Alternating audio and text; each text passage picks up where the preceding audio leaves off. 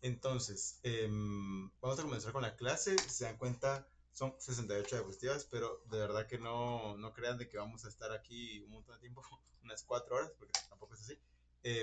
Pero vamos primero con los dos de teoría y con los dos de laboratorio. Ahora bien, para esta clase y las siguientes, por si se meten al curso como tal, luego de las clases les damos resúmenes temáticos, ¿ok? Entonces ahorita como pues esto es gratis, pues les voy a dar estos gratis, ¿va?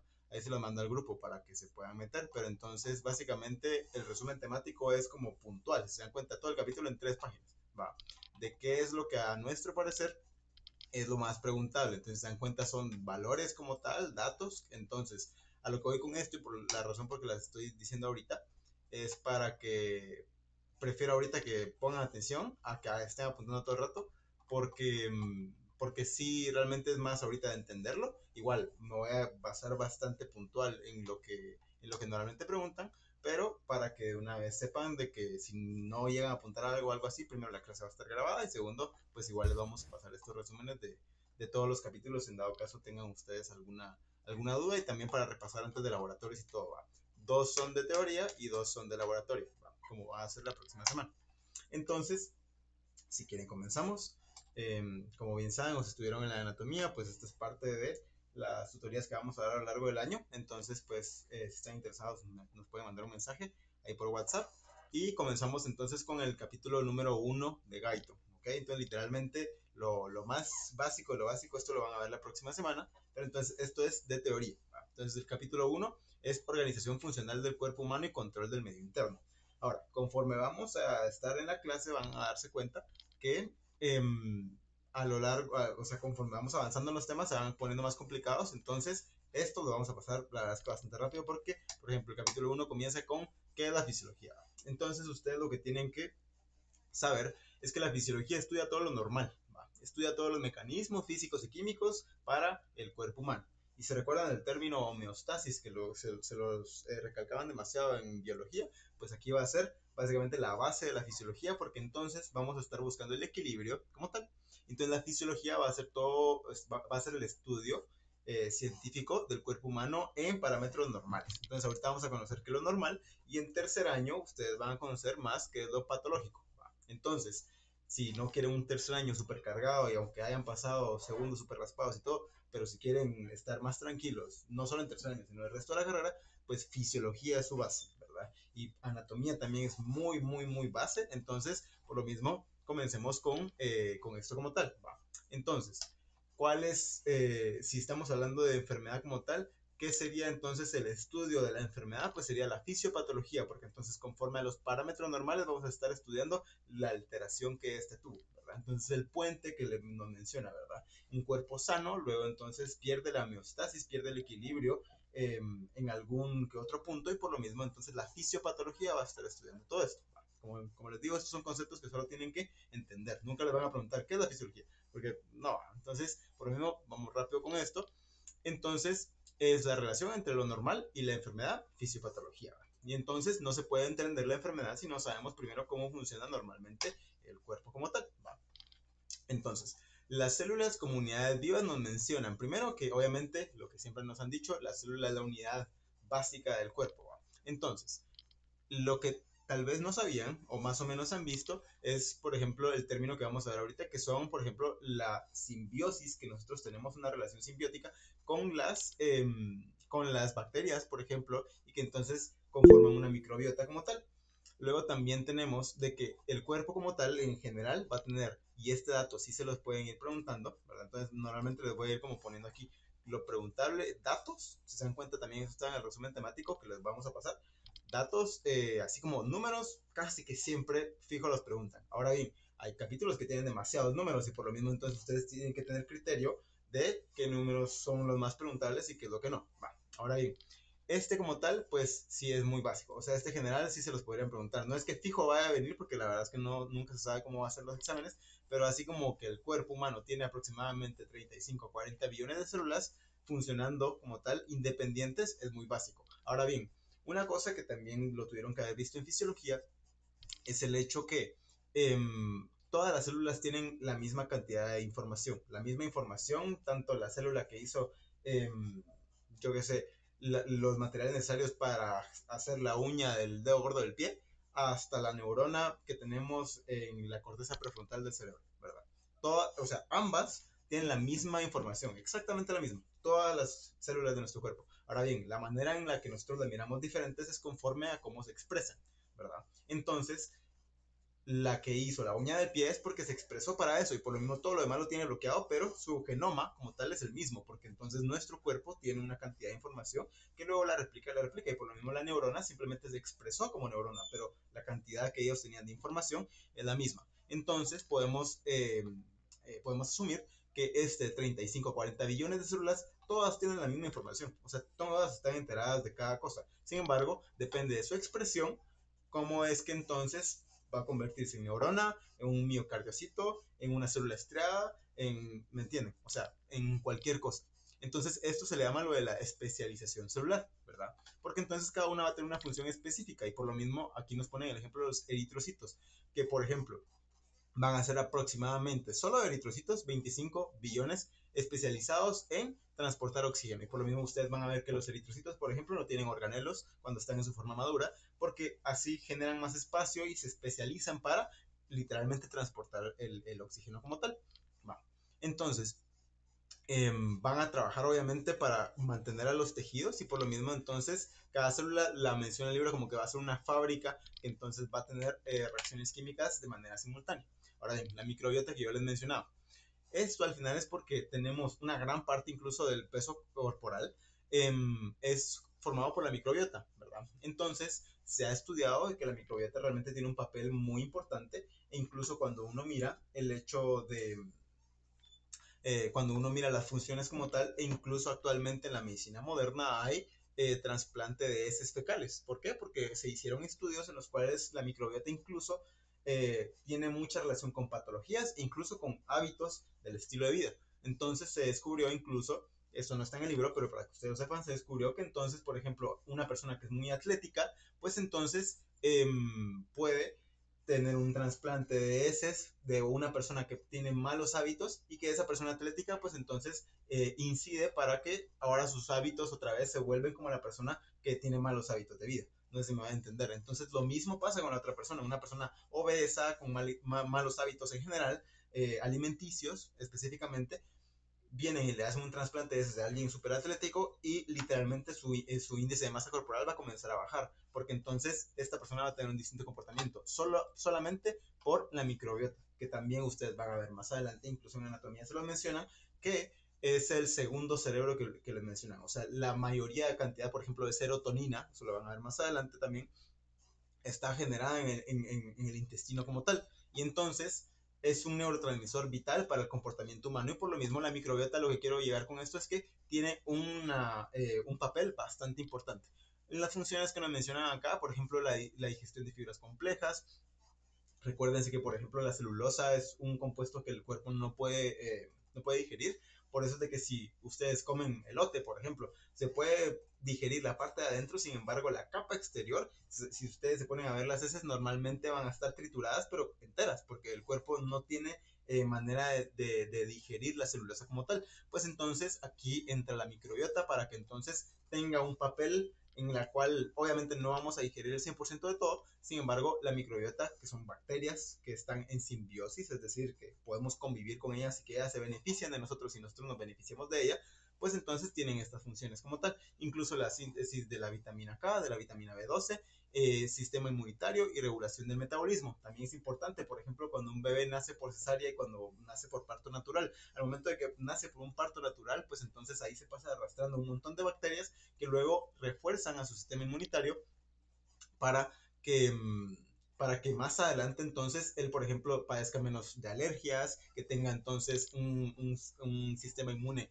más, más fuerte y entonces padezca de menos enfermedades, literal, a diferencia de si nace por cesárea, por ejemplo. Entonces, esta relación simbiótica es esencial. Los microorganismos del ser humano conviven y genuinamente lo necesitamos, no es como que es algo opcional. Va. Entonces, ahora, este sí probablemente es pregunta de examen, que es lo del medio interno. Ahora, ¿cómo se los pueden preguntar? Primero, con porcentajes. ¿Va? Entonces, el líquido corporal va a ser del 50 al 70%. Siempre ustedes van a escuchar de que les van a decir 60%. ¿Va? Entonces, ustedes quédense con el número, que lo vamos a ver más adelante porque es más que nada bajo esta lógica que se basa su laboratorio como tal. Entonces, el líquido corporal va a ser el 60% del cuerpo humano como tal. Entonces, tenemos el concepto de medio interno. ¿Va? Entonces, ¿cómo se los pueden preguntar? Primero con este nombre que está en francés, que está atribuido a este científico Claude Bernard. ¿Va?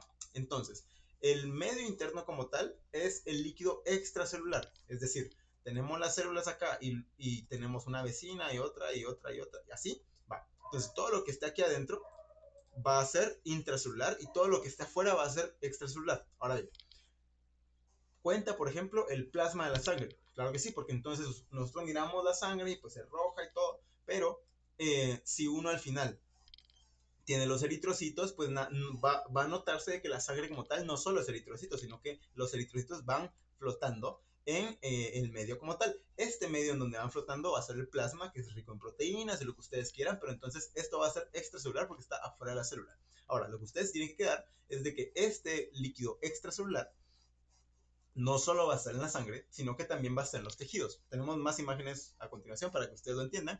Y la diapositiva que ustedes tienen que memorizar es que es de Claude Bernard y que el líquido extracelular es el que se llama medio interno, ¿verdad? Entonces, toda la célula es como que fuera el aire de las células. Entonces, es el entorno de las células en las cuales se van a nutrir, en las cuales entonces van a generar esas relaciones químicas y por las cuales entonces van a literal comunicarse, van a nutrirse y vamos a ver más adelante que incluso los capilares tienen cierta distancia mínima para que entonces estas células se puedan nutrir. Entonces, esto es lo que miramos. Aquí miramos el nucleolo, el núcleo, luego entonces todo el citoplasma de la célula. Y entonces, esta es una y pues están las vecinas. Y entonces aquí lo que sería nuestro aire, pues entonces esto que miramos aquí en celeste es el líquido extracelular. Ahora bien, miramos acá un capilar y miramos acá que acaban nos están mencionando el plasma. Entonces aquí técnicamente van a estar, donde yo estoy dibujando, van a estar los eritrocitos flotando. Pero todo el líquido que está alrededor también es líquido extracelular. Es todo lo que está afuera de las células. Si miramos incluso el capilar, aquí no lo pone, pero entonces ahí van a haber células que se dedican a hacer las paredes capilares. Entonces aquí va a haber una célula, aquí va a haber otra. Y entonces entre medio de estas conexiones, el plasma puede salir. Miren, porque entonces aquí se terminó una célula y comienza la otra. Aquí entonces es permeable para que salga. ¿Y por qué va a salir? Porque entonces necesita salirse para distribuirse a lo largo de todo el líquido extracelular que está entre medio de estas células. ¿Por qué? Porque las células se necesitan nutrir. ¿Va?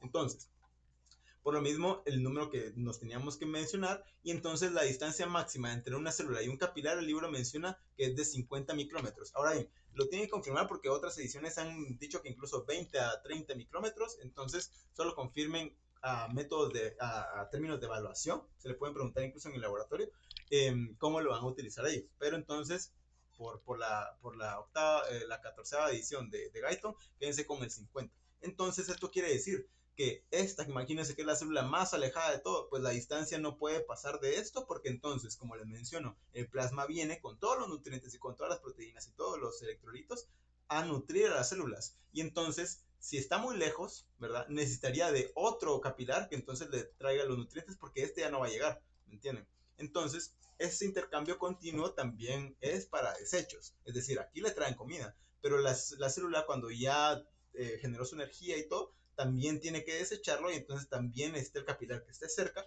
para que pueda entonces desecharlo y regresarlo a la sangre para que pues siga en la circulación y se limpie como tal. Ahora bien, todo el laboratorio y toda la siguiente semana van a ver que está relacionada con el líquido extracelular y el líquido intracelular. ¿Va? Entonces las diferencias van a ser esta tablita que aquí tal vez está como medio informal, pero más adelante igual tenemos una tabla más formalita que es como la que tiene Guyton. Pero básicamente esto sí es pregunta de examen casi siempre porque esto sí es muy útil. Por ejemplo, ustedes sacan sangre, ¿verdad? Ustedes tienen que preguntarse qué parámetros son los que yo voy a utilizar. Por ejemplo, si me preguntan entonces los valores normales de un laboratorio donde me sacaron una muestra de sangre, ¿cuáles son los que voy a utilizar? Bueno, sabiendo que entonces el medio interno el que yo voy a evaluar, entonces va a ser el extracelular, porque entonces recuérdense lo del término de Claude Bernard, va a ser que va a ser parte del plasma. Entonces, como que si aquí me tiraron una aguja, me sacaron una muestra y por lo mismo entonces los valores que voy a ver yo son estos. Y son muy distintos. Si se dan cuenta, el sodio, por ejemplo, extracelularmente, afuera de la célula, por ejemplo, en el plasma y en el medio interno, fuera de las células como tal, en el aire que habíamos hablado, pues es de 135 a 145, pero intracelular es de 10 a 15. Sin embargo, en el potasio vamos a ver de que es completamente distinto. Extracelularmente va a ser muy bajo, intracelularmente va a ser muy alto. Estos valores fijos se los van a preguntar. No les digo de que toda la tabla uno se la memoriza de por vida, o sea, ahorita a uno le preguntan y no se la sabe completamente, pero para términos de examen, y más siendo la primera semana de un tema de verdad, yo sí les recomendaría que la comiencen a memorizar, por lo menos, yo que sé, mírenla una vez al día, imprímenla y la ponen en su cuarto, porque sí es muy importante y sí les llegan a preguntar los valores, ¿verdad? Es muy importante saber la diferencia entre esto y aunque no se los pregunten en examen, cuando estén en una clase, cuando estén en el laboratorio, se los van a preguntar y por lo menos saber que, por ejemplo, en un laboratorio el sodio es más alto que el potasio, por ejemplo, es bien importante. Entonces, hay algunos parámetros que pueden variar, otros que no tanto. Si se dan cuenta, entonces, por ejemplo, el pH es un poco parecido y si se dan cuenta, vamos a ver también los parámetros que tiene, pero hay algunos parámetros como el pH que son muy estrechos. Es decir, si se pasa, ya sea para más o para menos, normalmente son consecuencias mortales, ¿va? Entonces, sabiendo eso, recuerden el término homeostasis, eso fijo lo van a escuchar siempre. Entonces, normalmente no es tan preguntado como el de medio interno, pero el Walter Cannon fue el que lo puso. Pero el de Claude Bernard sí a veces lo preguntan como término acudido por Claude Bernard, del cual se refiere al líquido extracelular. Así lo preguntan. No creo que se lo pregunten por nombre, la verdad. Entonces, no se lo recomendaría yo aprendérselo, el otro probablemente sí. Ahora bien, solo es de saber que la pérdida de este equilibrio, la pérdida de la homeostasis, pues entonces va a generar la enfermedad. Eso es básicamente la definición de enfermedad como tal, un estado de ruptura de la homeostasis. Entonces, tenemos que nosotros ver en fisiología de que si eso pasa, cómo el cuerpo reacciona, ¿va? Entonces, para responder a esta pregunta tenemos los mecanismos compensatorios, es decir, la retroalimentación. Este término sí se lo tienen que memorizar. Fijo, no se lo van a preguntar como qué es, pero para entenderlo a futuro, para entender todos los capítulos, más específicamente todo lo vascular, todo lo que tenga flujos, retroalimentación es muy importante. Porque entonces aprenden a hacerlo como esto, mecanismo compensatorio. Alguna cosa sale de algunos parámetros y ya va el cuerpo a compensarlo. Es decir, el cuerpo como que si tuviera esta tabla, como que si ya nada más la supiera, ¿verdad? Entonces, como ya la sabe como tal, el cuerpo compara. Y si imagínense de la nada, yo tengo 160 de sodio en una prueba de laboratorio, el cuerpo literalmente va a decir, ah, bueno, extracelularmente yo tendría que tener de 135 a 145, tengo 160, entonces yo lo tengo que bajar. Entonces, esta compensación es la retroalimentación. Y hay dos tipos de retroalimentación que vamos a ver más adelante, ¿va? Entonces, por lo mismo, la compensación es básicamente el mecanismo que tiene hacia la enfermedad y que se estudia en fisiología. Entonces puede tener resultados de corto a largo plazo. Y el ejemplo que nos ponen es la presión arterial, ¿va? ¿Quién no ha visto a un paciente hipertenso? ¿Va? Entonces, por lo mismo, a corto y a largo plazo tienen distintos mecanismos. Si la presión arterial que genera una fuerza demasiado alta a los riñones, mantiene entonces el equilibrio de manera que los riñones pues lo tratan de regular. Sin embargo, a largo plazo, porque esto es a corto plazo, el riñón dice, bueno, por lo menos ahí yo lo estoy manteniendo en valores normales, se podría decir un poco altos, pero por lo menos no fatales, ¿va? Eso es a corto plazo, es como que si yo tuviera una fuga en mi pachón y solo le pongo un tape. A corto plazo, pues de plano se dejó de regar, pero a largo plazo, ¿será que el tape sigue ahí? Pues probablemente se va a zafar. Entonces a largo plazo miremos qué pasa. La presión arterial alta, pues entonces va a dañar al riñón como tal y a los otros órganos empeorando y esto se genera un círculo vicioso. ¿Por qué? Porque entonces el riñón recibió una presión alta, el riñón entonces ahí se tanquea todo el daño y por lo mismo a corto plazo lo resolvió. Sin embargo, a largo plazo el riñón se daña y se daña y se daña. Y un riñón dañado equivale también a una presión arterial alta, porque ahí lo van a ver ustedes en el módulo renal. Sin embargo, ustedes solo piénsenlo así. Un riñón dañado es igual a una presión alta. Y entonces, como la presión está alta, vuelve a pasar esto, de que le avisan al riñón, el riñón lo trata de compensar. Y si se dan cuenta, pues entonces es un círculo vicioso donde nunca va a terminar. La presión está alta, viene el riñón, lo trata de arreglar, el riñón se daña, se pone más alta la presión. ¿Va? Entonces, por lo mismo, estos tienen que estar compensados. Ahora bien, tenemos dos tipos de compensación, una retroalimentación, porque es lo mismo, ¿va? Entonces retroalimentación positiva y una retroalimentación negativa, ¿va? Por el momento, quédense con eso en la mente, vamos a más adelante explicar. Entonces, volviendo al transporte de líquido, podemos ver estas dos imágenes de Gaito, en donde ustedes lo que tienen que ver es de que, si se dan cuenta, esto es un sistema cerrado, ¿va? Es como que fuera un sistema hidráulico, o sea, el agua al final es muy efectiva para mover las cosas porque no tiene a dónde más irse, ¿verdad? Entonces genera esa presión. Pues lo mismo acá. Si el corazón al final bombea todo, pues todo se tiene que mover y por lo mismo todo va a pasar por todos lados, porque entonces si yo muevo 1 centímetro acá toda la sangre se va a mover, entonces esto se va a mover 1 centímetro, esto por 1 centímetro y esto, ¿me entienden? Porque como es un sistema cerrado, pues a dónde se va a ir, todo se tiene que mover si al final yo logré este tipo de movimiento. Entonces el corazón bombea la sangre y toda la sangre entonces se mueve. Se mueve de manera que si uno hace un close-up en estos capilares, ¿verdad? Que es como la forma pequeña, tanto de la vena como de las arterias, pues entonces miramos de que aquí viene una arteria grande, luego se hizo más pequeña hasta que se generó una arteriola, que es una parte más pequeña de la arteria, ¿verdad? Cuando se genera, pues entonces se distribuye para alimentar, como habíamos visto. Aquí por difusión, pues entonces viene y alimenta a la célula al mismo tiempo que la célula le da todos sus desechos, ¿va? Esto pasa y se repite hasta que entonces llegamos a la vénula, que es la parte más pequeña de una vena más grande, ¿va? Entonces esta va a regresar al corazón, ¿va? Entonces, aquí ya está azul, ya está desoxigenada, ya está todo, porque eh, la sangre desoxigenada es dada por los desechos de las células como tal. Es básicamente toda la acumulación de las células que nos dieron los desechos. Va. Entonces se regresa y como habíamos movido aquí un poquito, todo esto entonces también se va a mover y se va a regresar también al corazón. Entonces se dan cuenta, así como movemos, también nos regresa porque al ser un sistema cerrado, pues entonces no tiene a dónde más irse. Y aquí la gráfica también lo que nos menciona es de que pasa por todos lados, ¿va? Entonces aquí un riego sanguíneo hacia el intestino, hacia los riñones, y entonces todo esto al final se hace como en estas redes capilares para luego regresar al corazón. O sea, se oxigena, o sea, se regresa al corazón, el corazón lo manda otra vez a los pulmones, se oxigena, regresa al corazón y entonces lo vuelve a mandar. Y es un ciclo así sin fin. Entonces, ¿cómo controlamos estas constantes? Como yo les mencionaba, el cerebro como tal va a tener este rango de los parámetros en donde yo miro que, por ejemplo, el pH sanguíneo es un rango muy estrecho, normalmente entre 7.35 y 7.45. Entonces, si se pasa de eso, yo no puedo estar ni muy alcalino ni muy ácido, ¿verdad? Entonces, por ejemplo, un valor menos de 6.9 o mayor a 8 son incompatibles con la vida. Entonces, el cuerpo sabe esto y por lo mismo entonces lo mantiene así con una pita bien corta, ¿va? Entonces, vamos a ver. Pues sí. Entonces, por lo mismo, así pasa con los demás, ¿va? Con el pH, con el potasio, con el calcio incluso, y entonces tienen distintas consecuencias. Si el potasio, por ejemplo, aumenta hasta doble el nivel, puede generar una depresión cardíaca, arritmias, como vamos a ver de que entonces va a estar hiperpolarizado, que ahorita vamos a ver ese término como tal. El calcio como tal va a generar una depresión del sistema nervioso.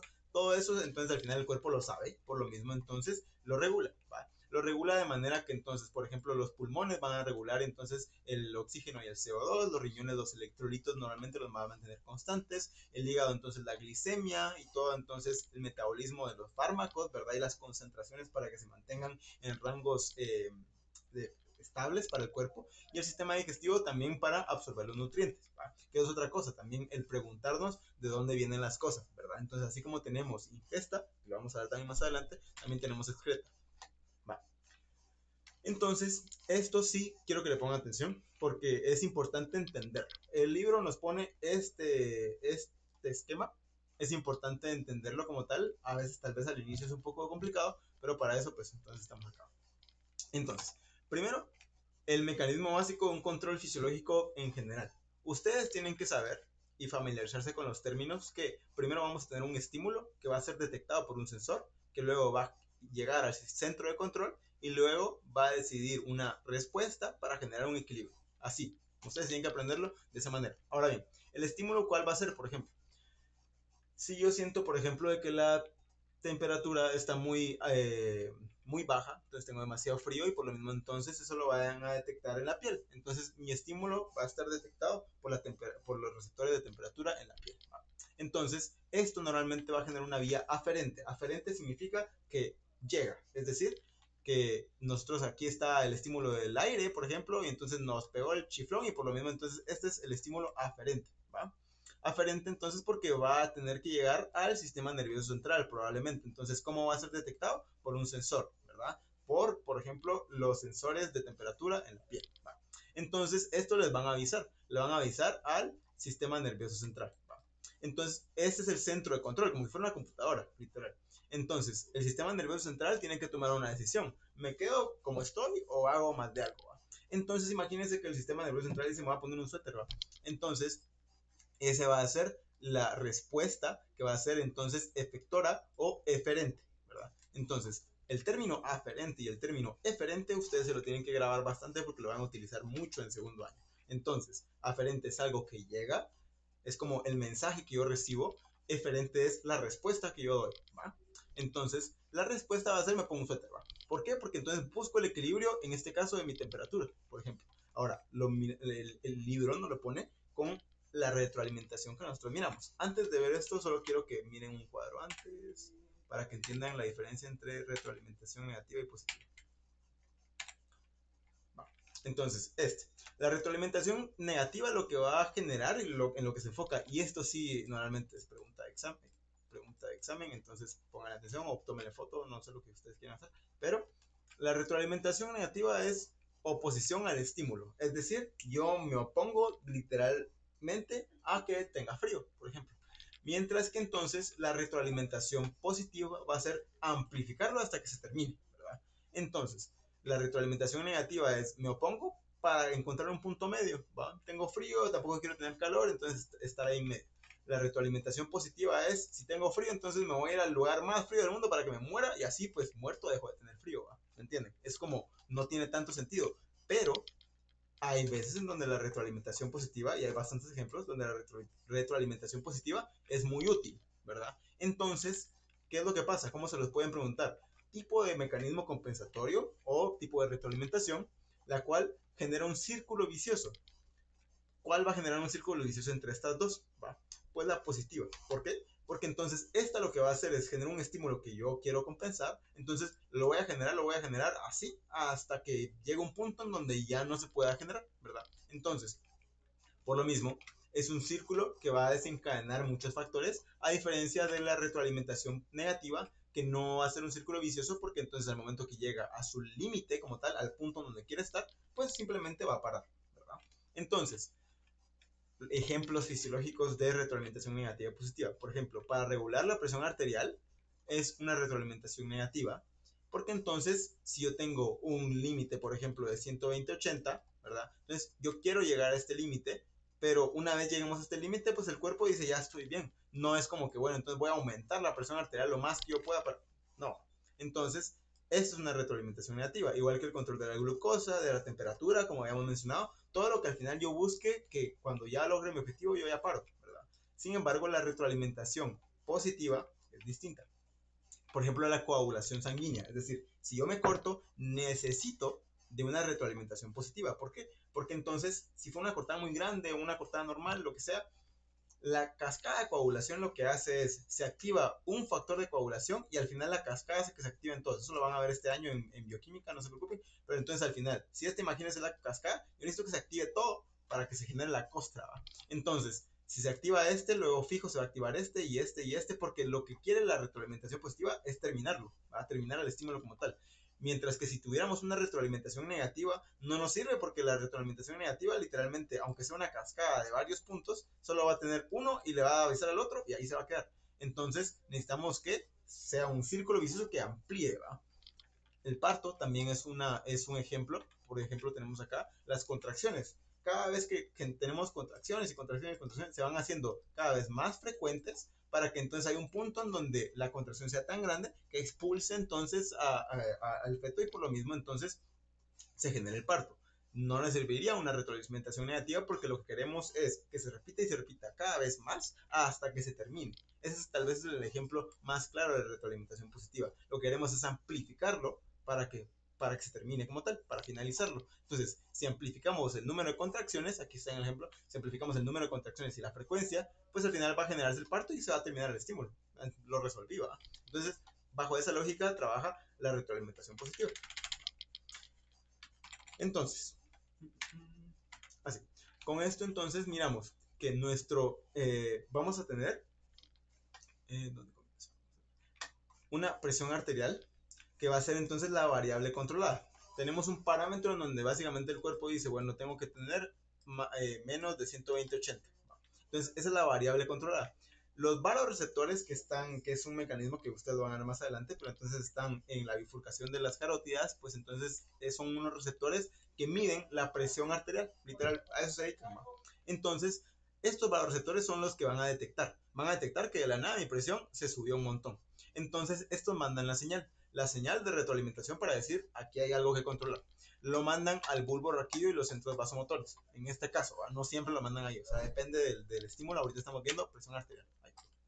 Entonces, lo que va a generar va a compararlo con el valor de referencia. Va a decir, este es lo que tenemos que tener. Va, entonces, no, si está muy alta. Va a mandar la señal de error al sistema nervioso y entonces fijo va a generar una respuesta porque no se puede quedar así. Entonces, en este caso, por ejemplo, va a vasodilatar, es decir, un vasito de este pelo lo va a hacer más grande, lo va a vasodilatar porque entonces se dilata. Va a dilatar los vasos sanguíneos y le va a decir al corazón también que le baje, ¿va? O sea, que está latiendo así con un montón de inotropismo y de cronotropismo, que sería entonces la fuerza y la frecuencia, le va a decir bajar a la fuerza y bajar a la frecuencia para que entonces se regule la presión arterial, ¿va? Es uno de los mecanismos. Entonces, ese es básicamente el proceso de cualquier mecanismo compensatorio, ¿verdad? Aquí básicamente nos hablan del origen de los nutrientes, es decir, ¿dónde sale el oxígeno? Pues del aparato respiratorio del hígado, pues entonces maneja el glucógeno y todo. La verdad es que es muy poco probable que se los pregunten, la verdad. Y si sí, pues lo van a aprender en otras clases. La verdad es que yo no me enfocaría en esto como tal. Y por lo mismo, pues obviamente estos nutrientes van a ir al líquido extracelular, ¿va? Entonces, por lo mismo, seguimos con esto, ¿va? O sea, el sistema digestivo va a digerir lo de los desechos biliares y los va luego a desechar, valga la redundancia, en las heces y así. O sea, hay aparatos para todo, si quieren, pues le pueden tomar fotos, pero tampoco siento que sea algo importante.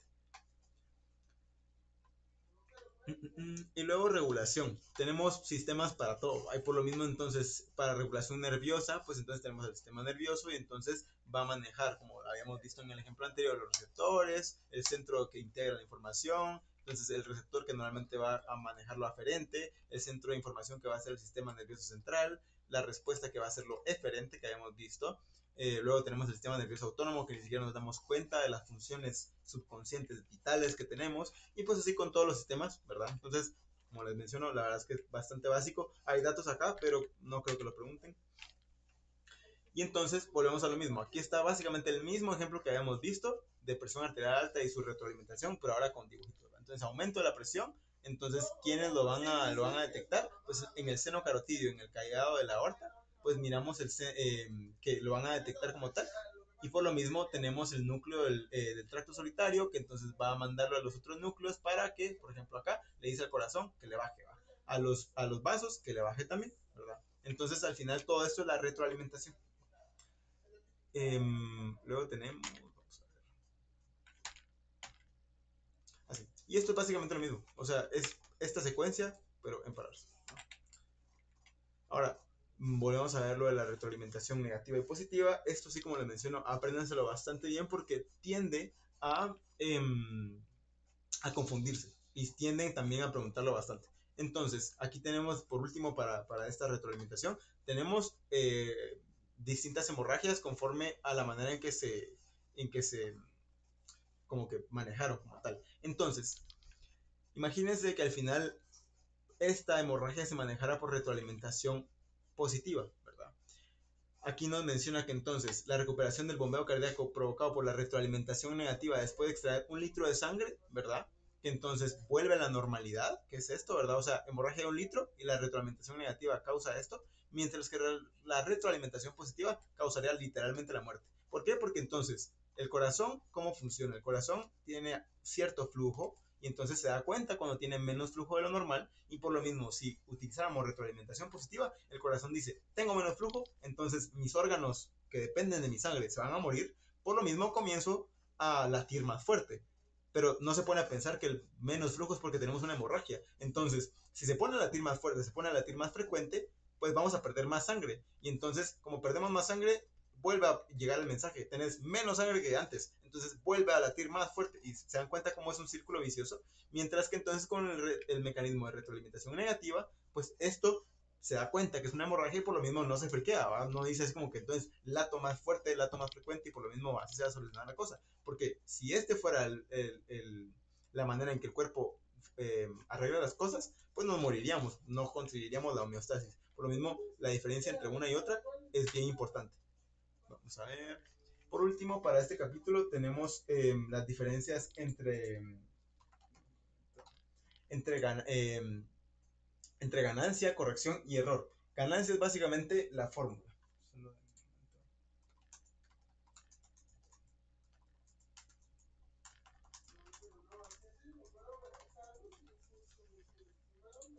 Pues sí, entonces, la ganancia básicamente va a ser el resultado de la corrección dividido entre el error. Entonces, miremos acá con ejemplos. ¿Qué significa corrección y qué significa el error? Sin control, imagínense que no tenemos un sistema de retroalimentación, la presión arterial va a subir de 100 a ahora 175. Entonces, el error va a ser la diferencia entre lo normal y lo que ahora está normal, ¿verdad? Entonces, por lo mismo, el error va a ser 75. Con control, la presión entonces en lugar de subir a 175 va a subir a 125. Entonces, la corrección como tal sería de 50. ¿Por qué? Porque si antes sin control era 75 y ahora con control es 25, la diferencia, bueno, aquí, la diferencia entonces va a ser de 50 milímetros de mercurio. Entonces, la corrección va a ser lo que genuinamente logramos corregir, valga la redundancia, y el error es lo que fisiológicamente no se puede. Es decir, el cuerpo, por más de que trate de corregirlo, nunca va a llegar otra vez a los 100. ¿Va? Entonces, se queda en 125, que eso ya es un mecanismo de retroalimentación que el cuerpo ya está satisfecho con eso, ¿verdad? Entonces, la ganancia como tal va a ser la división de esos dos valores, de la corrección dentro del error. ¿Va? Conclusiones, entonces ya aprendimos de homeostasis, que el transporte como tal de nutrientes es importante, el control del mismo y cómo funciona y la adaptación por medio de los mecanismos de retroalimentación. Va. Hasta ahí con el capítulo 1, se dan cuenta es básico. Luego entonces tenemos el capítulo 5. Este tal vez se pone un poco más complicado, pero siento que es un poco menos largo, no sé por qué. Entonces, el capítulo 5 habla de potenciales de membrana y potenciales de acción. Aquí básicamente es entender cómo es que la célula genera su función como tal. Entonces, ¿qué es un potencial? Pues todas las células del cuerpo van a tener un cierto voltaje de membrana, que va a ser el potencial transmembrana, y por lo mismo siempre tienen como que fuera una cierta cantidad de electricidad como tal en cada célula. ¿Va? Entonces, tenemos células que son excitables, como serían entonces las neuronas y el músculo, que estas entonces, al momento que se excitan, pues entonces generan su función. Si hay una neurona excitada, pues entonces va a generar sinapsis para comunicarse con otra neurona y generar entonces al final una respuesta, ¿verdad? Y un músculo, pues lo mismo, al final van a tener una clase específica y un laboratorio específico del capítulo 6 y 7, si no estoy mal, que es de fisiología del músculo como tal, y ahí van a ver que el músculo al momento de excitarse depende mucho del calcio, depende mucho de la acetilcolina, pero al final se excita el músculo y por lo mismo entonces el sarcómero se va a unir y va a generar la contracción que nosotros miramos como movimiento, como tan normal como movimiento. Luego tenemos que estos cambios rápidos entonces de voltajes se van a llamar potenciales de acción. Entonces, esto es bien importante porque estos potenciales de acción son los que determinan la función de la célula como tal. La función entonces de cada célula va a ser transmitir señales o ejercer su función como tal. Entonces, el origen tenemos que ver, por ejemplo, con el potasio, que los potenciales se van a generar por las diferentes concentraciones de iones dentro y fuera de la célula. Ustedes, me imagino, ya son familiares, están familiarizados con las concentraciones iónicas en las células como tal, como lo vimos anteriormente también en las tablas estas, pues miramos de que los electrolitos varían mucho dependiendo de dónde están. Entonces, por ejemplo, en el potasio, miramos que intracelularmente tiene un montón, extracelularmente tiene bien poquito. ¿Va? Entonces, esto al final, aparte que se mantienen constantes, son importantes porque un cambio en esto es lo que determina si la célula cambia su voltaje o no. Entonces, por ejemplo, en el potasio tenemos mucho potasio adentro y poco potasio fuera. Entonces, si la membrana es permeable normalmente solo el potasio, este se va a difundir hacia afuera, porque recuérdense que todo va, y por osmosis también, que lo vamos a ver más adelante, todo va a favor del gradiente normal en situaciones normales. Entonces, si yo tengo una membrana semipermeable acá y tengo 3 solutos acá y aquí tengo un montón con la misma cantidad de agua, pues entonces la presión osmótica lo que va a generar es de que entonces esto tiene como la necesidad física de diluirlo. Si yo tengo la misma cantidad de agua, pues entonces el agua se va a ir hacia acá. Porque es como cuando ustedes tienen una taza de café y le echan café instantáneo, ¿verdad? Entonces el café no se queda ahí concentrado, se difunde dentro de toda el agua para que entonces al final esté menos concentrado. Entonces esa necesidad de estar menos concentrado es muy vital.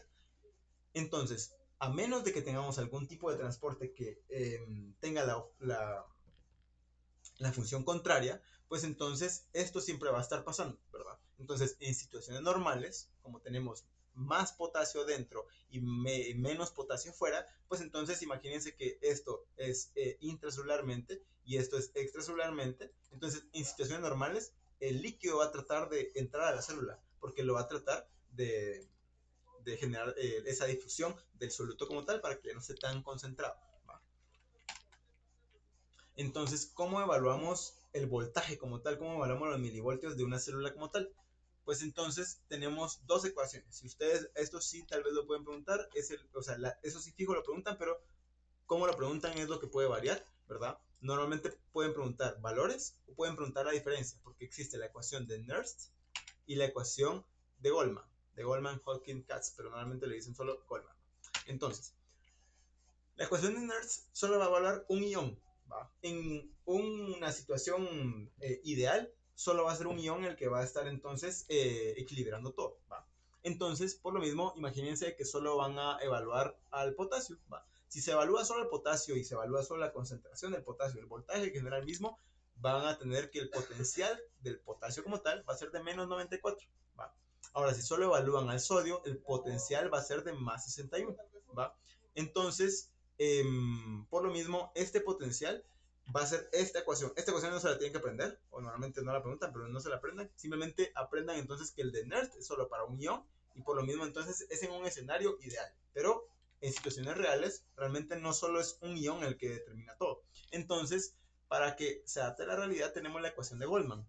Porque entonces esta no va a evaluar solo un ion, sino que si miramos todos los iones que estaban en la tabla anterior, pues miramos de que son varios y por lo mismo este puede evaluar cada uno. Es básicamente una ecuación de Nernst, pero sumando cada potencial para tener una situación más real de cuál es entonces el potencial de cada célula. Entonces este, por ejemplo, va a evaluar el potasio, el sodio, el cloro, y entonces esta ecuación al final es adaptada a situaciones reales. Básicamente, si les ponen una larga, pues entonces son más electrolitos y por lo mismo normalmente una célula va a tener más de uno, ¿va? Y por lo mismo normalmente va a ser la de Goldman porque es adaptada a la realidad. Ahora bien, el potencial de membrana en reposo. Este potencial entonces, si lo pueden preguntar, esta tabla se la tienen que memorizar fijo, porque entonces normalmente se preguntan, y sí me recuerdo que casi que todos los pacientes han preguntado, el hecho de, por ejemplo, cuál es el potencial de acción en reposo del músculo, de una célula de músculo liso. Y va a ser, por ejemplo, de menos 50 a menos 60. Entonces, estos valores sí los preguntan. No, hay algunas que preguntan más. Entonces, por ejemplo, las neuronas, ustedes tienen que memorizarse menos 60 a menos 70. También pueden preguntar de los músculos como tal y el eritrocito. Solo, ¿verdad? Entonces, yo memorizaría esas como tal y entonces tenemos que ver que es el potencial que tiene la célula sin estar estimulada, básicamente. Es el potencial de membrana en reposo. Entonces, por ejemplo, en fibras nerviosas grandes va a ser de menos 90. Esto normalmente también es pregunta examen, ¿verdad? Estos valores sí fijo los preguntan. Entonces, esto va a estar en equilibrio. Y va a estar en equilibrio por tres factores principales. Primero, por el potasio. Luego, por el sodio. Y también por la bomba que entonces regula activamente ambos, ¿va? Entonces, normalmente el potasio siempre va a estar en fuga porque los canales siempre van a estar abiertos. Entonces, recordando que el potencial de Nernst es de menos 94, este entonces va a tirar del potencial y por lo mismo va a ser como el principal.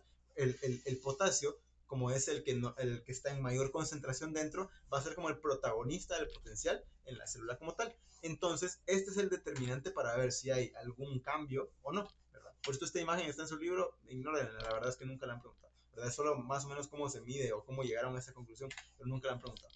La doctora Rodas creo que le gusta hablar de eso, pero nada más habla y nunca lo pregunta. Entonces, por lo mismo, sabiendo de que el protagonista va a ser el potasio, entonces miremos ahora la fuga de sodio, que es ligeramente permeable. La célula como tal es completamente permeable al potasio, mientras que al sodio va a ser ligeramente permeable. Entonces esta entrada de cargas positivas hace que entonces el reposo sea un poco más positivo, ¿verdad? Que los 94, porque entonces en el potencial de Nernst, es decir, solo con un ion, si estamos evaluando solo el potasio, va a ser de menos 94. Pero como el sodio nos dicen que es ligeramente permeable, o sea, tiene un poquito de papel en todo esto, pues como al final va a entrar más sodio y el sodio es un cation, es decir, es un electrolito positivo, pues en lugar de 94 va a ser un poquito más positivo también. En lugar de 94 el potencial va a ser de menos 90, porque entonces eso es menos negativo, ¿va? Entonces, y más positivo. Entonces, esto se encarga también la bomba sodio-potasio, que va a determinar también este voltaje, sacando constantemente, y ahorita vamos a ver también más adelante, pero de una vez se los voy a decir, que la bomba sodio-potasio va a sacar 3 de sodio y va a meter 2 de potasio. Eso, apréndanselo, pero ya se lo deberían de saber, ¿va? ¿Cómo se lo van a recordar? Por el mnemotécnico de Nokia. Porque entonces ignoran la A y entonces la N va a ser de nada, de potasio, de sodio, perdón, y la K del potasio. Entonces la O va a ser de out, entonces el sodio va a ir para afuera y luego la K del potasio y la I va a ser de in, ¿va? Entonces el potasio para adentro. Entonces, entre que eso genera la bomba sodio-potasio, pues entonces al final, si se dan cuenta, hay un desequilibrio. Va a sacar más de lo que está metiendo, ¿verdad? Porque obviamente también tenemos más potasio dentro, pero constantemente va a estar sacando más. Entonces, constantemente está sacando cationes, porque ambos son cationes. Entonces, constantemente la bomba sodio-potasio lo va a hacer más negativo. El interior de la célula va a estar más negativo constantemente gracias a esta bomba, que es un transporte activo. Ahorita lo vamos a ver más adelante, pero esa es parte de su laboratorio. Entonces, por lo mismo le mencionan que es electrogénica, porque entonces se involucra con todos los voltajes y va a participar en eso. Crea negatividad, por lo que vimos de que entonces de todos los cationes que estamos viendo, va a estar metiendo 2, pero está sacando 3, me queda debiendo 1. Entonces, como me queda debiendo un positivo, pues cada vez va a ser más negativa, técnicamente. Entonces, por lo mismo, de esta bomba dependen los potenciales de difusión. Y por lo mismo, esta bomba sodio potasio es bien importante porque todas las células tienen bombas sodio potasio. Es la única que, o sea, que está en todas las células. Entonces, ahorita esto lo vamos a ver más adelante, que cuando miremos transporte como tal. Esto también, es entender esta gráfica es bien importante y los valores también son muy importantes. Entonces, el potencial de acción es cuando está luego del potencial de reposo, le dicen, tenés que ejercer tu función y por lo mismo entonces genera su función haciendo que el voltaje cambie, ¿verdad? Entonces, si habíamos visto de que eran menos 94 considerando solo el sodio, el potasio, pero considerando el sodio que tiene un papel así menor, pues ahora es menos 90. ¿Va? Nos quedamos que el reposo va a ser de menos 90. Y entonces vamos a tener distintas fases, principalmente 3. Tenemos una fase de reposo, que es la que habíamos hablado, menos 90, considerando el sodio y el potasio. Entonces, en esta fase es la que normalmente va a ser el basal de la célula. Sin embargo, imaginemos que entonces tenemos un estímulo que despolariza, es decir, que vuelve más positiva a la membrana como tal, a la célula para que genere su función. ¿Va? Entonces, como va a generar más positiva, de menos 90 solo puede ir para arriba. ¿Va? Entonces, a más arriba que vamos, más positivo vamos a estar. Entonces, esto se va a volver más positivo y luego, que ya alcanza un pico, se va a volver más negativo. Se va a repolarizar, es decir, vuelve a su negatividad. Entonces, esto es importante porque también tenemos un término que sí se los pueden preguntar fijo, que es el término de todo o nada. Entonces, ¿qué significa esto? O pasa el estímulo o no pasa el estímulo, ¿verdad? Entonces, para que pase, normalmente el libro nos menciona que tiene que llegar a menos 65. ¿Va? Porque entonces, ¿qué es lo que pasa? Recibe un estímulo que lo comienza a subir, llega a menos 65, es decir, se está volviendo más positivo de menos 90 a menos 65, y fijo entonces genera un potencial que va a ir como que en pico, para que entonces fijo va a llegar al más 35, que es lo más positivo que va a estar. ¿Por qué? Porque entonces de esa manera va a generar su función. Porque entonces de la nada el montón de sodio le va a entrar. Y recordemos que el sodio era positivo. Entonces de menos 90 ahora va a pasar a más 35 normalmente.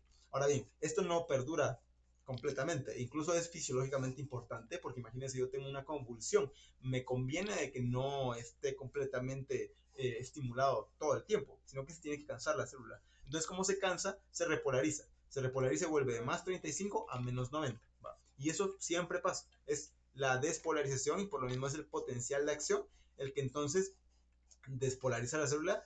En esta parte de acá es donde está generando la función la célula como tal. ¿Va? Entonces, va a entrar el sodio en la despolarización, llega al umbral que yo les mencionaba, más o menos es menos 65, y nomás llega a menos 65 y dice, bueno, aquí ya no me puedo regresar. Entonces, como ya no se puede regresar, abre masivamente los canales de sodio, aumenta entonces el sodio 5000 veces, y entonces va a aumentar 5000 veces también el voltaje, ¿verdad? Entonces se va a disparar el voltaje hasta más 35, y por lo mismo entonces, ahora que antes estaba dominada por el potasio, el potencial de Nernst, ahora va a cambiar. Y nada más en el umbral, nada más, o sea, nada más en el más 35, en el punto más alto, el potencial de Nernst va a estar dominado por el sodio. ¿Por qué? Porque ahora entraron 5000 veces más sodio. Entonces ahora fijo hay más sodio en la célula que potasio. Pero esto va a ser en cuestión de milisegundos. Esto va a ser súper rápido, ¿verdad? Entonces,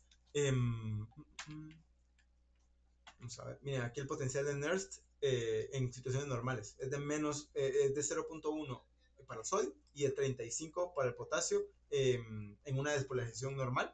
Sin embargo, cuando está en su punto más alto, el potencial del sodio va a ser más alto también. Va. Entonces, luego la repolarización, es decir, vuelve a ser negativo, va a salir el potasio.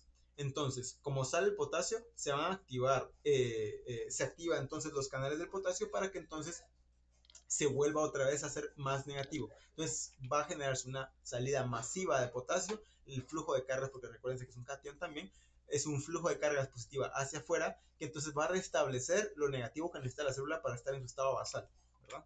Entonces, una cosa importante que ustedes tienen que saber es de que los canales de sodio se cierran, se inactivan normalmente, y los canales de potasio se van a abrir lentamente para que no se traspasen, se podría decir, para que no se...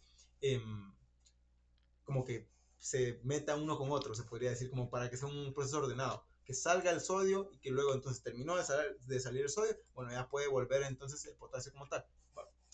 Entonces, solo para conocer las compuertas de activación como tal, tenemos la diferencia entre la del sodio y la del potasio. Si se dan cuenta, la del sodio tiene dos bracitos, tiene uno acá y uno acá, ¿verdad? Que son como las compuertas, mientras que el potasio solo tiene una, ¿verdad?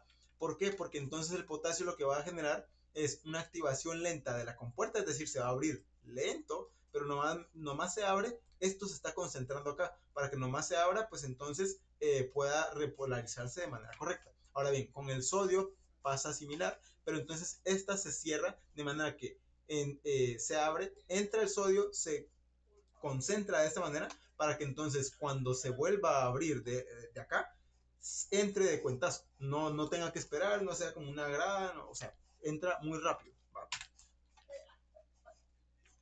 Eh, Ahora bien, el actor secundario que le llaman en la repolarización es el potasio como tal, que es lo que le mencionó. Solo una compuerta y va a ser de forma lenta, ¿verdad? Entonces, la apertura masiva de estos canales va a ser la fuerza principal que causa la repolarización, porque recordemos que necesitamos que se vuelva a generar la negatividad de una célula normal. ¿Va? Ahora, en el inicio del potencial de acción, en el umbral y la retroalimentación. Entonces, al momento de llegar al umbral, ¿verdad? Que era lo de menos 65 que yo les menciono, pasamos de menos 90 a luego pasamos a menos 65 y este es el umbral. Entonces, nomás llega a esto, tenemos una retroalimentación positiva, que lo acabamos de ver, ¿va? Entonces, la retroalimentación positiva dice, me voy con todo para que termine el estímulo. Entonces, por lo mismo, sube tanto, o sea, llega aquí, medio comienza a subir y pum, comienza así el pico completo para que llegue al más 35 que habíamos hablado acá. Estos números de más 35, menos 65, menos 90, se los tienen que memorizar porque sí, fijo, los preguntan, ¿verdad? Entonces, por medio de retroalimentación positiva va a entrar el sodio, esto va a abrir más canales de sodio, esto va a hacer que entre más sodio y se repite. ¿Se dan cuenta? Siempre va a ser un círculo vicioso la retroalimentación positiva, generando entonces finalmente despolarización, ¿va? Entonces, luego la propagación y el principio del todo o nada que yo les mencionaba. Entonces, una vez llega al umbral, se va a disparar completo y por lo mismo entonces además no se va a generar solo en un pedacito de la célula, se va a generar en toda la fibra, en toda la membrana de la célula para que genuinamente toda la célula se despolarice. A lo que voy es, no se puede despolarizar a medias, básicamente. Entonces, si se despolarizó en un punto, se va a despolarizar en el otro, ¿verdad? Luego, el mantenimiento a largo plazo y restablecimiento del mismo. Es decir, ¿cómo sucede que entonces yo puedo estar repolarizando y despolarizando a cada rato? Pues entonces, normalmente un solo potencial de acción no va a agotar a los iones como tal. Es decir, si yo al final necesito estar moviendo iones como tal, pues no va a ser normalmente por eso que se van a agotar los potenciales de acción. Sin embargo, actúa la bomba sodio ATPasa para que entonces por medio de transporte activo, porque va a utilizar energía, va a utilizar ATP, va a restaurar los gradientes constantes para que se quede en su estado basal y entonces esto va a ser como su batería, básicamente. Luego generó un desfase entre los valores normales, pues entonces volvemos a lo mismo, va a tirar 3, luego va a meter 2 y entonces por medio de ese descuadre que tiene, que le sobra 1, pues entonces va a comenzar a generar lo más negativo, más negativo, más negativo, ¿entiendes? Para que entonces se vuelva a repolarizar y vuelva a su estado normal, ¿va? Luego, la transmisión rápida, ¿cómo es que hay fibras? Porque eso lo van a ver también en este módulo de neuro, ¿cómo es que hay fibras que son mucho más rápidas que otras para generar ese mensaje? Si ya vimos cómo es que se tiene que despolarizar la célula, realmente se hace como un proceso lento, ¿no? Entonces, por ejemplo, hay fibras que son mielinizadas, que entonces el libro lo menciona que básicamente es lo rosado que está acá y lo amarillo que está acá, ¿verdad? Entonces, esta mielina, si se dan cuenta, este es el axón, es decir, como si fuera el cable de la neurona. Esto va a pasar a través de todas estas vainas de mielina y la mielina, si se dan cuenta que es esto morado, lo va a estar recubriendo. Lo va a estar recubriendo como si fuera la cubierta de un cable, la cubierta de un cable eléctrico, literal. Entonces, el cable aquí pelado y luego su cubierta como tal. Entonces, esta cubierta es importante porque aparte de ser un aislante eléctrico, también es un aislante térmico y también protege contra la misma compresión del el axón como tal. Entonces, esta compresión es importante porque normalmente se compresiona el nervio y el nervio tiene que resistir.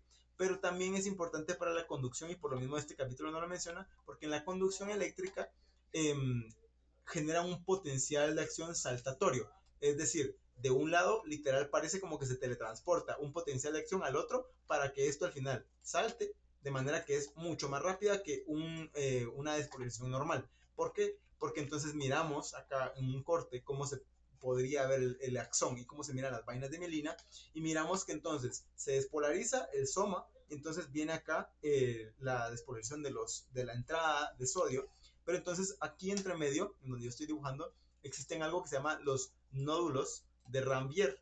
Entonces, estos nódulos de Ranvier lo que tienen es una concentración de canales de sodio en donde yo estoy dibujando súper alta, para que entonces nomás llega el sodio como tal y entra un montón de sodio, ¿verdad? Entonces, en lugar de hacer una despolarización normal, es una despolarización súper elevada, para que entonces literalmente como que esté saltando. Y entonces al momento que está saltando, aumenta la velocidad hasta que haya fibras que traspasen los 120 metros por segundo de velocidad como tal, que es la contracción saltatoria, la conducción saltatoria, perdón. Entonces la velocidad normalmente de 100 hasta 120, se los prometo, de metros por segundo con las vainas mielinizadas como tal, ¿va? Entonces existen fibras mielinizadas y fibras que también no están mielinizadas, que pueden estar normales, ¿va? Y entonces, luego para terminar tenemos el periodo refractario, el periodo de recarga, ¿va? Entonces, este periodo de recarga es porque luego tenemos un periodo en el cual la célula ya no se puede volver a estimular. ¿Y cómo no se puede volver a estimular? Pues hay un periodo refractario absoluto y uno relativo. En el absoluto es literalmente imposible generar un nuevo potencial de acción, ¿verdad? No importa que sea un estímulo súper fuerte, no importa el número de canales como tal, porque entonces los canales de sodio están inactivados, ¿verdad? Va a durar alrededor de 0.4 milisegundos. Esto sí lo pueden preguntar. O sea, esto siento que sí es pregunta de examen, siento que sí vale la pena memorizarlo como tal. Luego tenemos el periodo refractario relativo. Este sí se va a poder despolarizar, pero requiere un estímulo más fuerte, ¿verdad? Esto es porque los canales de potasio todavía están abiertos y como todavía están abiertos, pues entonces no se puede generar ese desfase como tal. O sea, por eso es que les mencionaba que anteriormente tenía un orden para que no se desordene todo, ¿verdad? Entonces, aquí a menos que el estímulo sea muy fuerte, no se va a despolarizar porque es una hiperpolarización presente y este va a durar un poco más. ¿Va?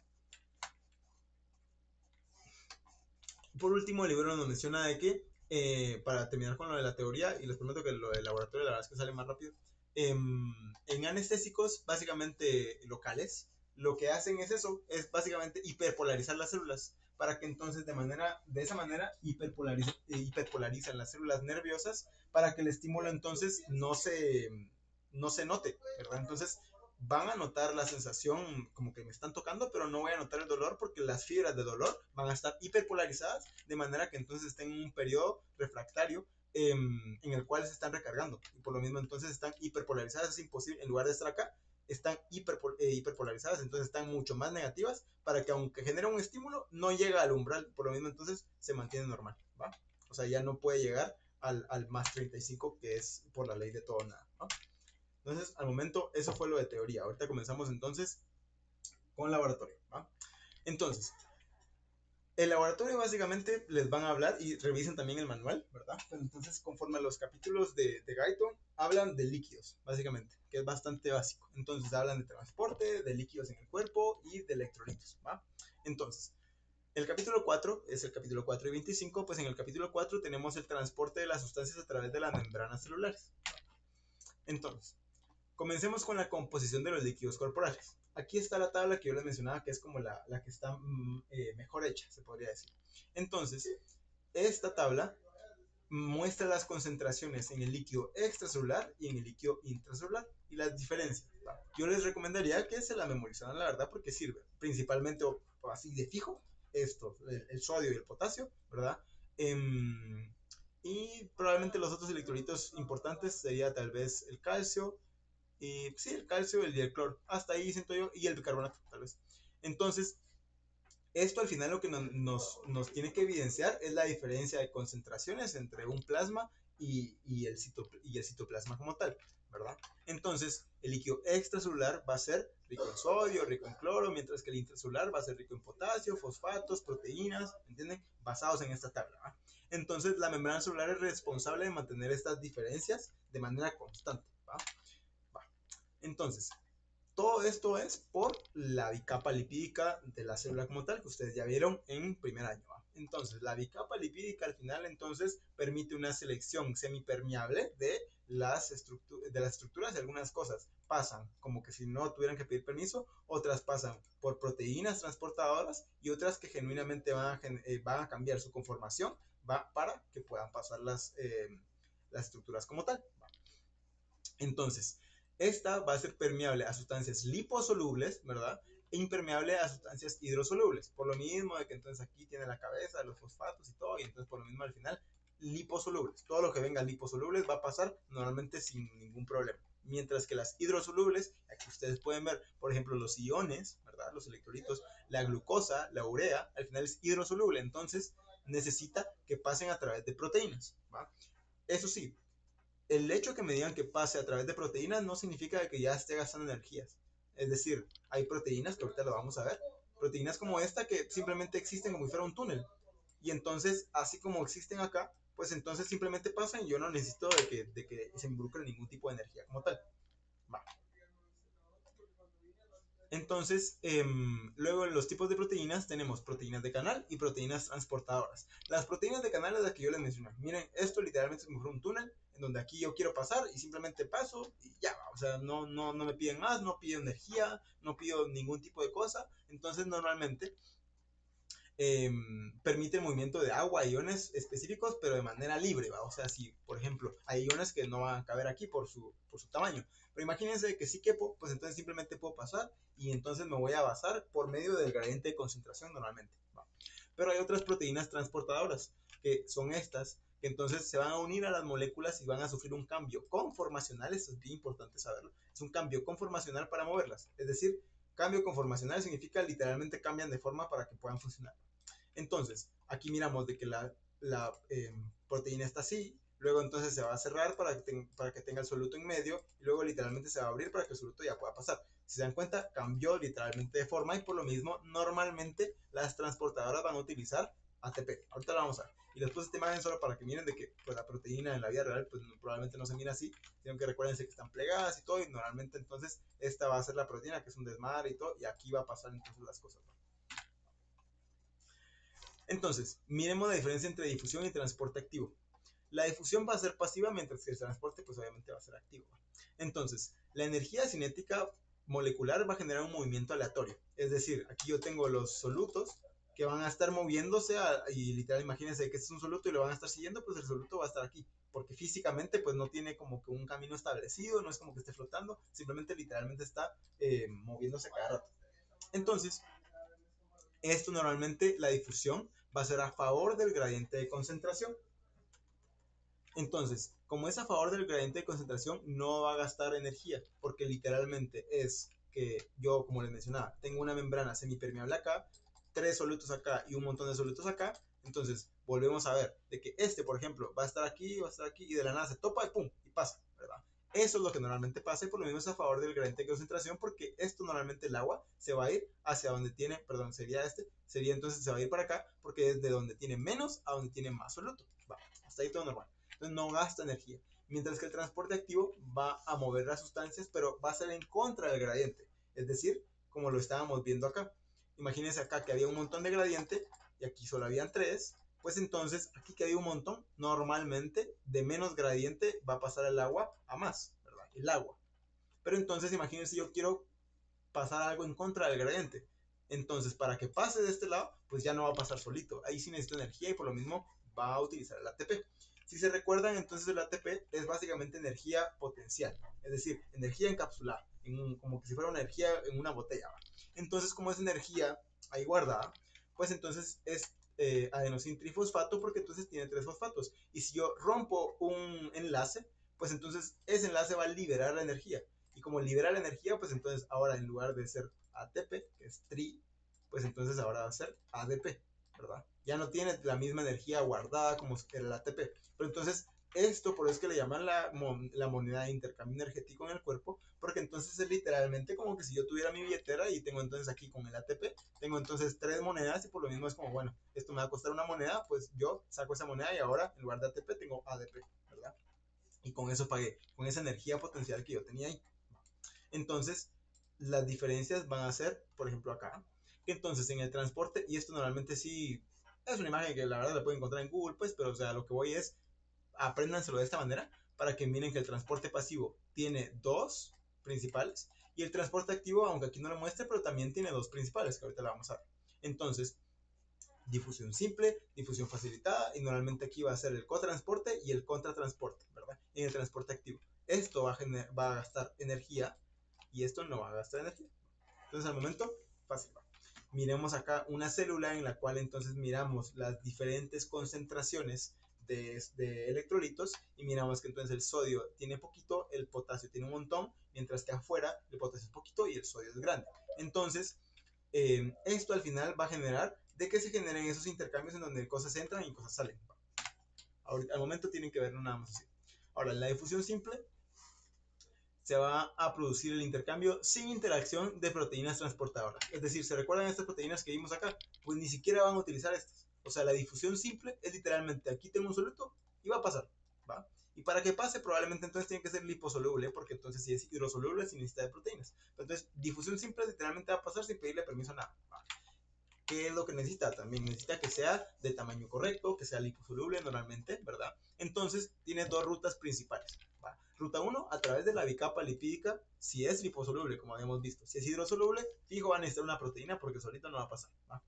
Ruta 2 va a ser a través de los canales proteicos acuosos, ¿verdad? Ahora bien, esta ya nos está diciendo que va a utilizar una proteína para transporte, pero la proteína no va a ser una proteína transportadora como tal, simplemente va a ser una proteína que está en la estructura de la célula, que si es entonces hidrosoluble como el agua, pues no puede pasar con la ruta 1 porque no puede pasar normal, entonces va a pasar por la ruta 2, entonces va a pasar por una proteína no transportadora, pero que como es una sustancia hidrosoluble, por ejemplo como el agua, va a pasar por una acuaporina, es decir, si yo miro acá, esto donde está morado está pasando algo y el liposoluble, pero si es hidrosoluble como lo que está en azul, tiene que pasar por esta proteína, ¿verdad?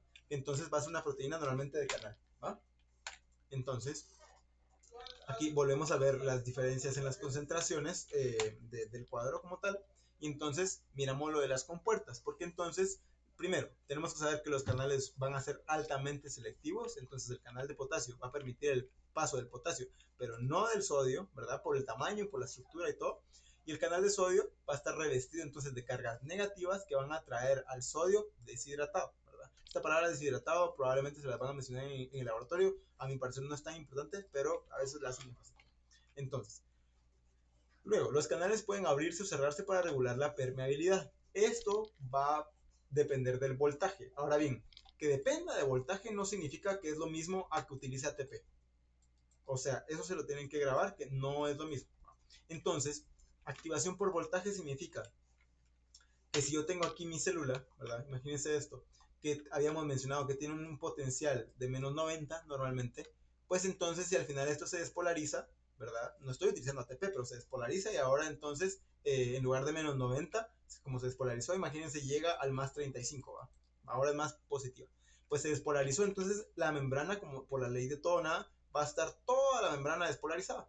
Entonces, como se despolariza, imagínense aquí teníamos un canal, una proteína, hay proteínas activadas por voltaje. Es decir, al cambio de menos 90 a menos 35, la proteína estructural lo notó. Y entonces imagínense que era esta proteína que se tenía que mover. Entonces, en lugar de estar cerrada, ahora se abre. Y por lo mismo, entonces, por voltaje, deja pasar las cosas. Se vuelve a polarizar, se puede hiperpolarizar la célula y se vuelve a cerrar. Por ejemplo, a lo que voy es no que sea por voltaje y que estemos hablando como de electricidad y energía y todo, pues no significa que utilice ATP. Eso es distinto. Seguimos hablando de difusión de transporte sin ATP, ¿verdad? Entonces, luego también podemos tener activación química, otra vez, sin ATP. Entonces, responden a la unión de una sustancia, por ejemplo, en el canal de acetilcolina. Ahora bien, aquí les puse yo el ejemplo. Se despolariza toda la célula acá, y por lo mismo entonces entran los canales, porque los canales que yo les había mencionado, la anilina anteriormente, ahorita, esos canales que están aquí, este es un nódulo de Rambier, ¿verdad? Lo que estábamos hablando hace un ratito. Pues entonces, esto al final son canales dependientes de voltaje. Es decir, no estamos utilizando ATP, pero como aquí se despolarizó, se abrieron los canales, se entró el sodio y el sodio igual por retroalimentación positiva para que se cumpla la ley del todo o nada, pues entonces se despolariza y se despolariza todo el axón, ¿verdad? Entonces, estos canales son dependientes de voltaje, mientras que estos, por ejemplo, podrían ser los canales dependientes de la acetilcolina, porque miren, este es el canal sin la acetilcolina, pero si se dan cuenta tienen el espacio aquí esperándola. No más la acetilcolina viene y se mete aquí en la hendidura que lo están esperando y se abre. Se abre de manera que entonces ahora están activados. Volvemos a lo mismo, no están activados por ATP, pero dependían de la acetilcolina en este caso, por ejemplo, para que se abrieran. Entonces, unos son activados por voltaje, otros son activación química, ¿no? Luego tenemos la difusión facilitada, ya no es difusión simple, ¿no? Entonces, esta sí va a requerir una proteína transportadora. ¿Se recuerdan de que la otra tenemos que o pasa simplemente o pasa por la ruta 2, que sería una proteína de canal? Ahora, esta sí va a requerir, la facilitada, va a requerir de una proteína transportadora, ¿va? Entonces, la sustancia, por ejemplo, la glucosa se va a unir al receptor y entonces este se va a cerrar de un lado y se va a abrir del lado opuesto y por lo mismo entonces ese es el cambio conformacional, que miren, está acá, se une acá y esto le indica a la proteína que se tiene que cambiar de forma para que entonces pase, ¿verdad? Y aquí, por ejemplo, pasó la glucosa, ¿va? Entonces, lo que les pueden preguntar primero que nada son ejemplos. Aquí en los de difusión, en los transportes como tales, son ejemplos los que normalmente les van a preguntar. Entonces, les pueden preguntar qué mecanismo utiliza la glucosa y los aminoácidos para pasar. Y entonces es difusión facilitada, fijo. La insulina entonces va a aumentar esta velocidad de 10 a 20 veces. Por eso es que es importante, porque la insulina entonces aumenta el metabolismo de la célula y así como aumenta el metabolismo, también aumenta las funciones. Entre las funciones que aumenta la insulina, va a tener la difusión facilitada, ¿no? Luego la diferencia clave entre una y otra es que la difusión simple, que es la que yo mencionaba que simplemente pasa, ¿verdad? La velocidad aumenta proporcionalmente a la concentración. Es decir, si yo estoy viendo acá, aquí, si yo tengo un montón de soluto acá, pues entonces va a comenzar a pasar un montón de soluto acá, o sea, no hay pierde, ¿va?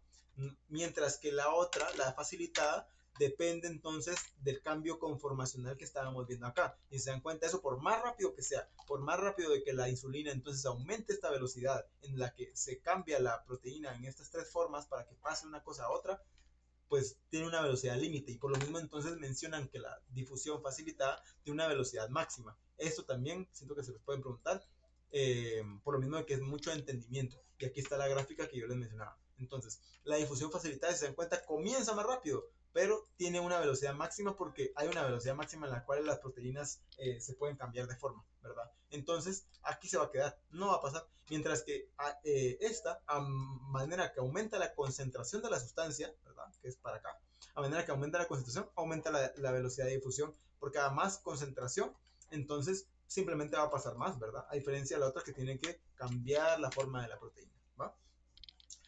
Repasemos el concepto de ósmosis, ¿va? Entonces, aquí siempre, incluso creo que tiene un laboratorio de esto, en donde la membrana semipermeable, pues entonces va a pasar, aquí tiene la cantidad de agua, y luego entonces esta diferencia va a ser la presión osmótica que va a tener, porque entonces la presión osmótica va a ser determinada por las moléculas que tenga según la concentración de cada área, ¿verdad? Entonces, la osmosis como tal va a ser el movimiento de agua a través de la membrana semipermeable. Eso fijo se lo hicieron memorizar en biología, ¿va?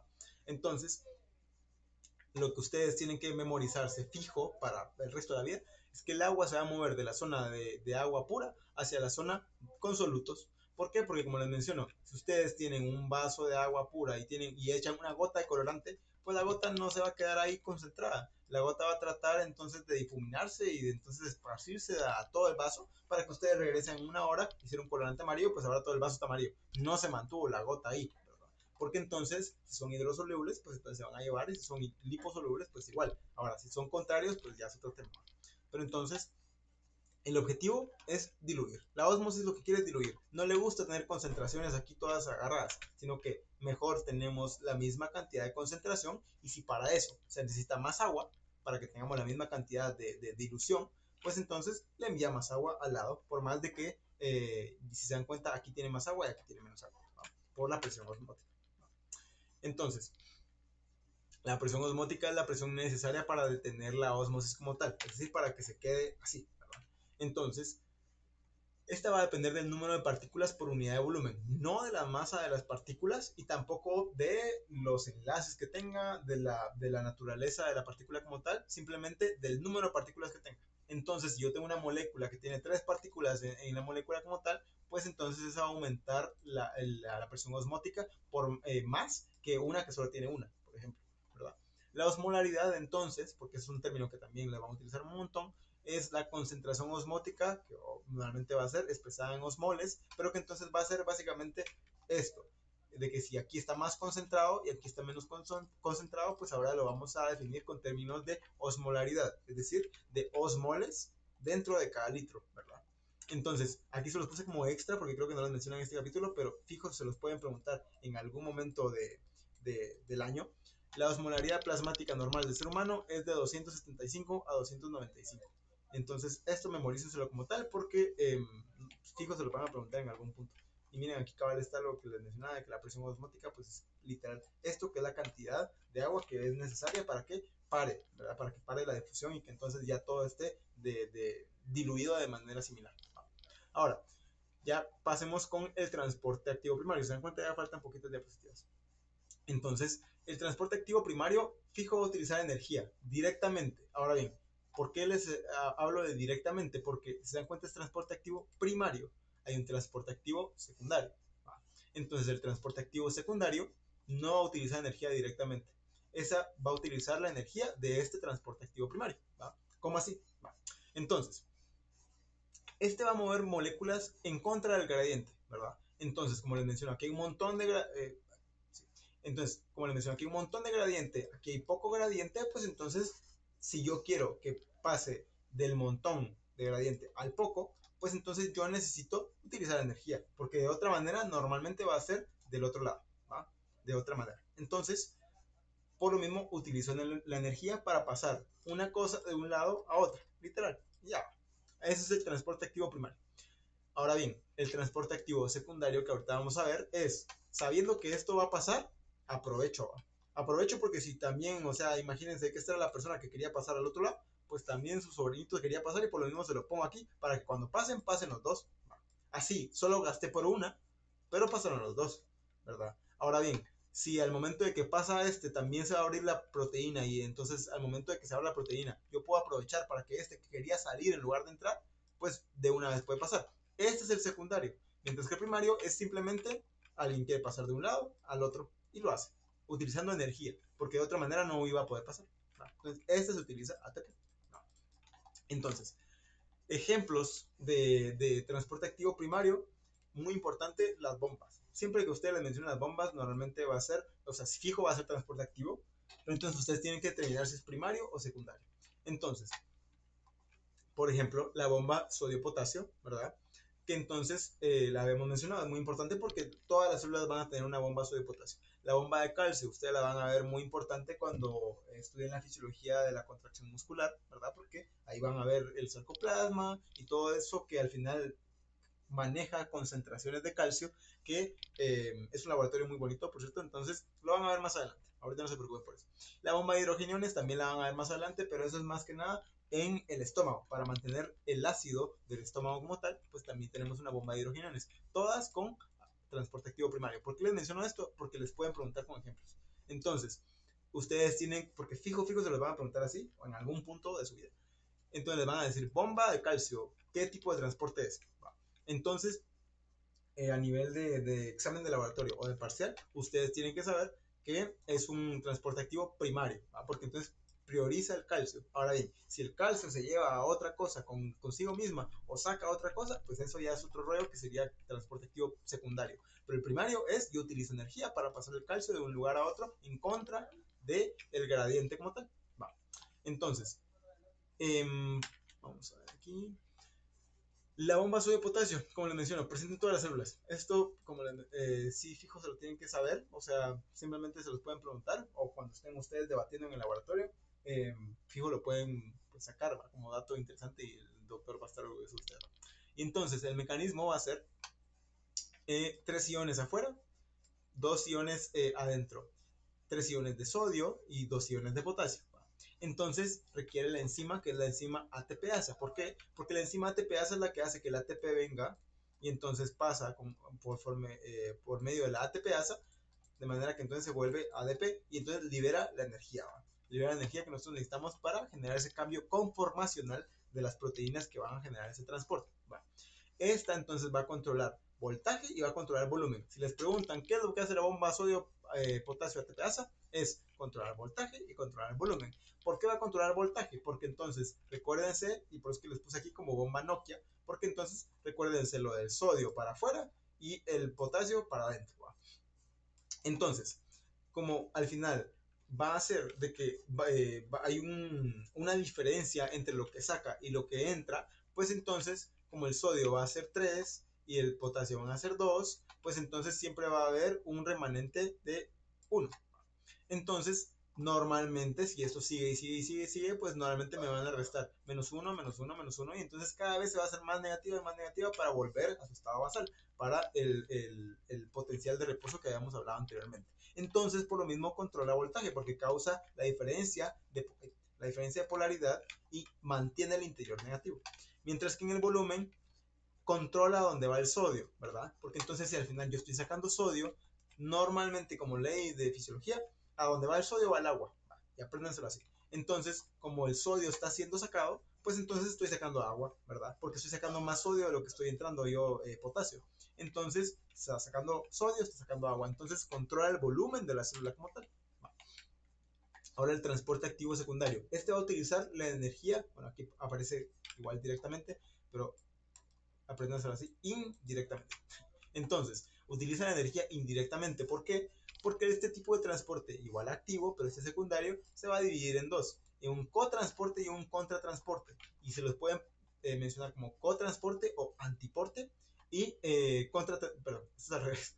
Pero entonces, es un cotransporte o skinporte y contratransporte que es el antiporte. Entonces, lo vamos a ver de esta manera. no va a utilizar el ATP directamente, o sea, sí necesita energía, no existe transporte activo secundario sin ATP, pero no va a ser el cuerpo utilizando el ATP para el transporte activo secundario, sino que lo utilizó para un transporte activo primario y el transporte activo secundario se aprovechó de eso y de una vez utilizar el mismo ATP. ¿Por qué? Porque el cuerpo le conviene ahorrar, ¿va? Si yo tengo una moneda y me puedo comprar en lugar de un Tortrix, dos Tortrix, pues entonces me compro dos Tortrix, ¿va? O sea, el cuerpo al final es lo mismo. Entonces, esta al final va a utilizar la energía cinética almacenada en el gradiente de concentración del sodio creado por la bomba primaria, ¿verdad? Entonces, cualquiera de las bombas que habíamos visto anteriormente van a ser las bombas primarias porque entonces va a utilizar un transporte activo primario, ¿va? Entonces, por ejemplo, el sodio va a intentar entrar a la célula por difusión y entonces esa fuerza es aprovechada para mover otra sustancia, ¿verdad? Porque entonces yo estoy sacando el sodio, yo estoy sacando el sodio acá, entonces como al final cuando yo lo estoy sacando el sodio va a querer volver a entrar, pues entonces en lugar de que pueda entrar el sodio, aprovecha otra sustancia para entrar, ¿verdad? Entonces al final se utilizó ATP, y esa es la energía cinética que les mencionan, se utilizó ATP, pero no específicamente para la sustancia que entró, sino que salió algo y justo aprovechó para entrar. O, así como entró algo y otra cosa también tenía que entrar, pues entonces también aprovechó a entrar. Se utilizó un ATP, ¿verdad? Aunque sea que el ATP haya sido nada más para este, pero este también lo utilizó y aprovechó. Este es el transporte activo secundario. Entonces, aquí donde miramos la diferencia entre el sin porte, que es las dos hacia el mismo lado, y el antiporte, que es un lado y la otra aprovecha de una vez a salir, ¿va? Y esta imagen, pues aquí básicamente igual lo explica. Y el transporte activo como tal, a veces puede ser así, que es igual, se utiliza ATP, pero entonces tiene que pasar nada más una sustancia, ¿va? Tipos de transporte secundario, pues entonces es lo que yo les mencionaba, cotransporte y contratransporte, ¿verdad? Ejemplos son los que les pueden preguntar fijo, ¿verdad? Entonces, si les mencionan el sodio glucosa, ¿qué tipo es? Es un transporte activo secundario porque es un tipo de transporte o sin porte o cotransporte, ¿verdad? Si les menciona entonces el sodio calcio, ¿verdad? Es un antiporte. El sodio hidrógeno es un antiporte, ¿verdad? Porque entonces, así como yo meto sodio, voy a sacar hidrógeno, ¿verdad? Y viceversa. Entonces, también puede funcionar con el sodio y los aminoácidos y esto normalmente va a generarse en el intestino o en el riñón, ¿verdad? Porque ahí se genera mucho intercambio y ahorita vamos a ver que el riñón es el principal factor para la regulación de los líquidos como tal. Y acá se terminamos. Entonces, ya con el último, nos faltan ¿qué? Menos de 10 diapositivas. La última parte del laboratorio, ahora sí, miremos los líquidos a grosso modo, ¿verdad? La regulación de los compartimentos del líquido corporal, extracelular, intracelular y el edema, la fisiopatología del edema, que es muy interesante y sirve un montón. Entonces, tenemos que medir nosotros la ingesta y la pérdida diaria. Estos valores, aquí hay mucho de memorización, está corto, pero es de lo más importante. Yo normalmente voy a tener un ingreso de líquidos de 2300 al día, ¿va? Mililitros al día, ¿va? Mientras que también, técnicamente, así como entra, también tiene que salir, ¿va? ¿Por qué rutas va a salir? Por los riñones, por los pulmones, la piel, las heces. No sé si alguien levantó la mano, no me sale aquí, pero sí, pues me puede interrumpir. Pues sí, entonces al final puede haber una excreta por bastantes rutas, ¿verdad? Los riñones, como les menciono, son el principal órgano regulador para ajustar las pérdidas. Es decir, lo que yo más boto de agua, pues obviamente es orinando, ¿va? Obviamente en los pulmones. ¿Por qué? Porque entonces yo cuando suspiro, mi aire no es seco. Si ustedes, por ejemplo, suspiran en la mano, ustedes van a notar de que está ligeramente húmedo porque yo siempre estoy sacando agua a través de mis pulmones, ¿verdad? Entonces, lo mismo con la piel cuando sudamos, por ejemplo, las heces también entonces no son así piedras, ¿va? Sino que también tienen agua. Y los riñones obviamente porque entonces por medio de la orina. Técnicamente entonces ustedes lo que se tienen que aprender es el número 2300, que es lo que técnicamente un humano promedio eh, es lo que va a ingerir y lo que va a excretar al día, ¿va? Para generar homeostasis, ¿va? Entonces tenemos el término pérdida insensible del agua. A ustedes lo que ustedes tienen que saber ahorita, porque en el hospital sí lo van a calcular y por eso que les puse aquí las fórmulas, estas no se las memoricen ustedes, solo es para que sepan que es importante entender las pérdidas insensibles porque entonces es la pérdida de la que no somos conscientes. O sea, yo soy consciente cuando voy a orinar, cuando voy a defecar, pero, por ejemplo, cuando yo estoy sudando no estoy seguro de cuánto yo estoy sacando, ¿va? Ni lo puedo medir como tal.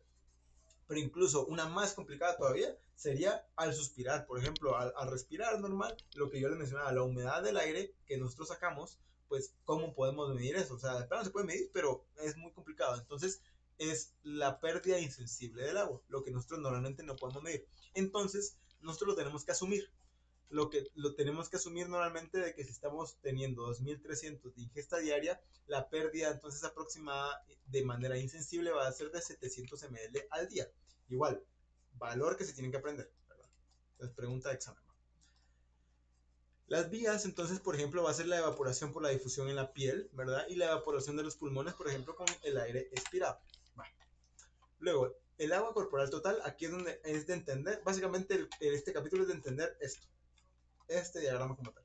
Entonces, primero, tenemos que saber lo que habíamos visto antes, que el cuerpo es 60% agua, ¿va? Entonces, o sea, de 50 a 70%, pero dejémoslo en 60.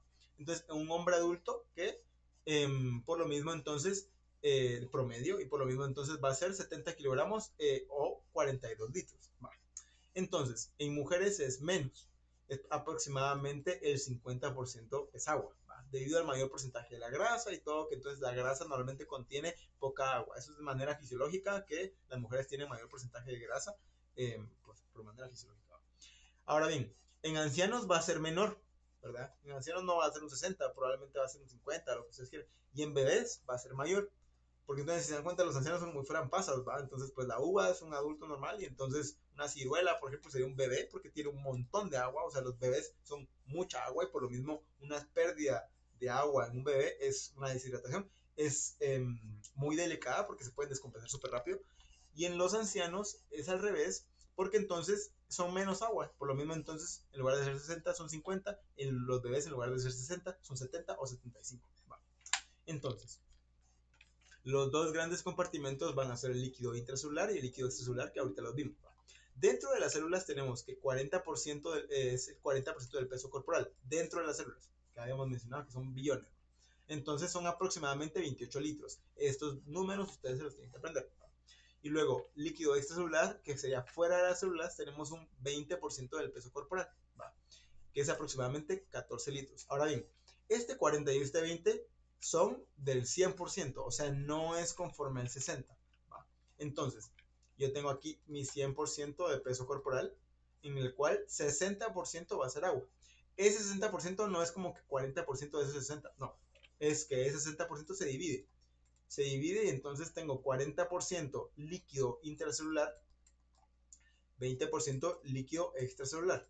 Entonces, ¿por qué? Porque entonces 40 más 20 es 60. Algunos piensan que es el 20% del 60, pero no. O sea, sigue siendo el mismo 60, solo que partido, ¿va? Entonces, 40% intracelular, 20% extracelular. Ahora bien, de ese 20% todavía lo puedo dividir yo.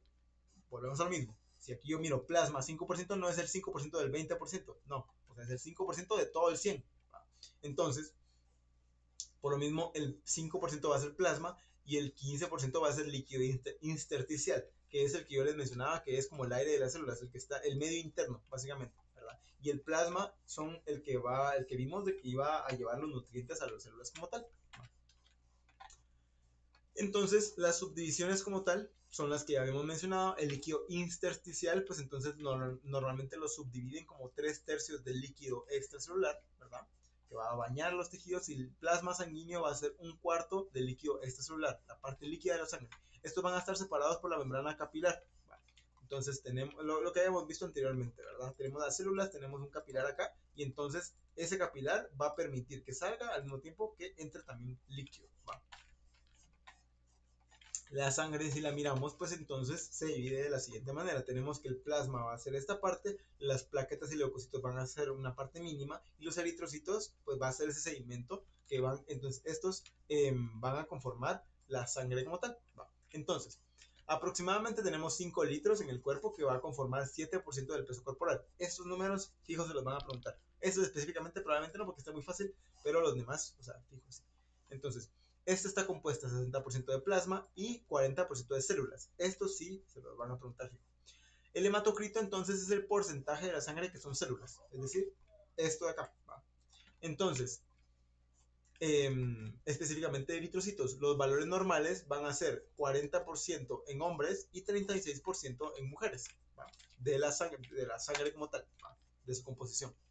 Las diferencias, las que habíamos visto, básicamente. En el extracelular habíamos visto que el sodio va a estar bastante alto, así como el cloruro y el bicarbonato, que es el medio interno controlado, el que nosotros miramos en el laboratorio. Mientras que en el intracelular el potasio va a estar alto, los fosfatos, el magnesio y las proteínas, y entonces al final las bombas sodio-potasio son las que la mantienen constante, lo que habíamos visto. Hablando de soluciones, pues tenemos soluciones hipertónicas, isotónicas e hipotónicas.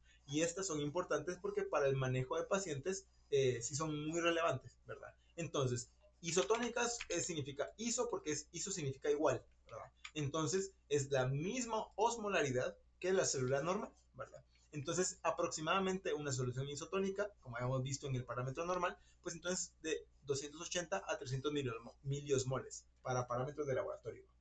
Entonces, normalmente, por ejemplo, si les piden ejemplos o si les ponen aquí, la solución salina es una solución isotónica, ¿verdad? O la glucosa al 5% es una solución isotónica. ¿Por qué? Porque es más o menos calculándole a la osmolaridad que tiene el cuerpo en situaciones normales. Yo le quiero dar un igual, se podría decir. Entonces, no va a cambiar el volumen del eritrocito. Es un eritrocito sano, un eritrocito lleno, pero bien comido, normal, ¿no? Ni muy gordito ni muy demacrado. Pero luego tenemos las hipo y las hipertónicas. Las hipotónicas van a ser menor concentración de solutos. ¿En dónde? En el eritrocito, adentro, se podría decir. Entonces, por lo mismo, el agua pura, por ejemplo, va a ser una solución hipotónica. Entonces, el agua, como tenemos menos concentración de un lado que del otro, pues entonces el agua va a entrar a la célula, ¿verdad? Y se va a hinchar, ¿verdad? Perdón, es esto. Entonces, el agua se va a hinchar. Entonces, imagínense que tengo aquí yo más concentración, ese es el eritrocito, y aquí adentro está su soluto. Aquí está el agua, va a entrar al punto en donde lo va a hinchar tanto que lo puede explotar, ¿verdad? Entonces, esto es técnicamente patológico. Siempre queremos estar así, ¿verdad? Ahora bien, la hipertónica va a ser mayor concentración de solutos, por ejemplo, el cloruro de sodio al 3%, ¿verdad? Entonces, el agua va a salir de la célula y entonces tenemos que la célula se va a crenar, ¿verdad? Que es esta, la célula como desnutrida que podemos ver acá. ¿Por qué? Porque entonces el medio que estamos afuera tiene más solutos que el eritrocito como tal. Entonces el agua del eritrocito se va a salir por ósmosis, se va a salir al medio porque lo quiere diluir, ¿verdad? Mientras que acá igual lo quiere diluir, pero ahora la concentración está mayor en el eritrocito, entonces el agua se entra para diluirlo, pero por dentro. Entonces este lo hincha y este lo crena, ¿verdad? Esta palabra de crenado es muy importante. Ya casi para terminar, tenemos la definición de edema, ¿verdad? Que es la presencia de líquido en los tejidos corporales. Puede pasar en compartimentos intracelular y extracelular, pero lo más común y lo que ustedes siempre van a ver es extracelular, en el intersticio, o sea, entre una célula y otra, se podría decir. Esto normalmente va a pasar, es decir, esta parte en donde el plasma se va a salir por acá, esto es normal. Ahora bien, el edema es una situación en donde esto se descontrola, a un punto en donde yo ya no lo puedo reabsorber, es demasiado lo que se salió.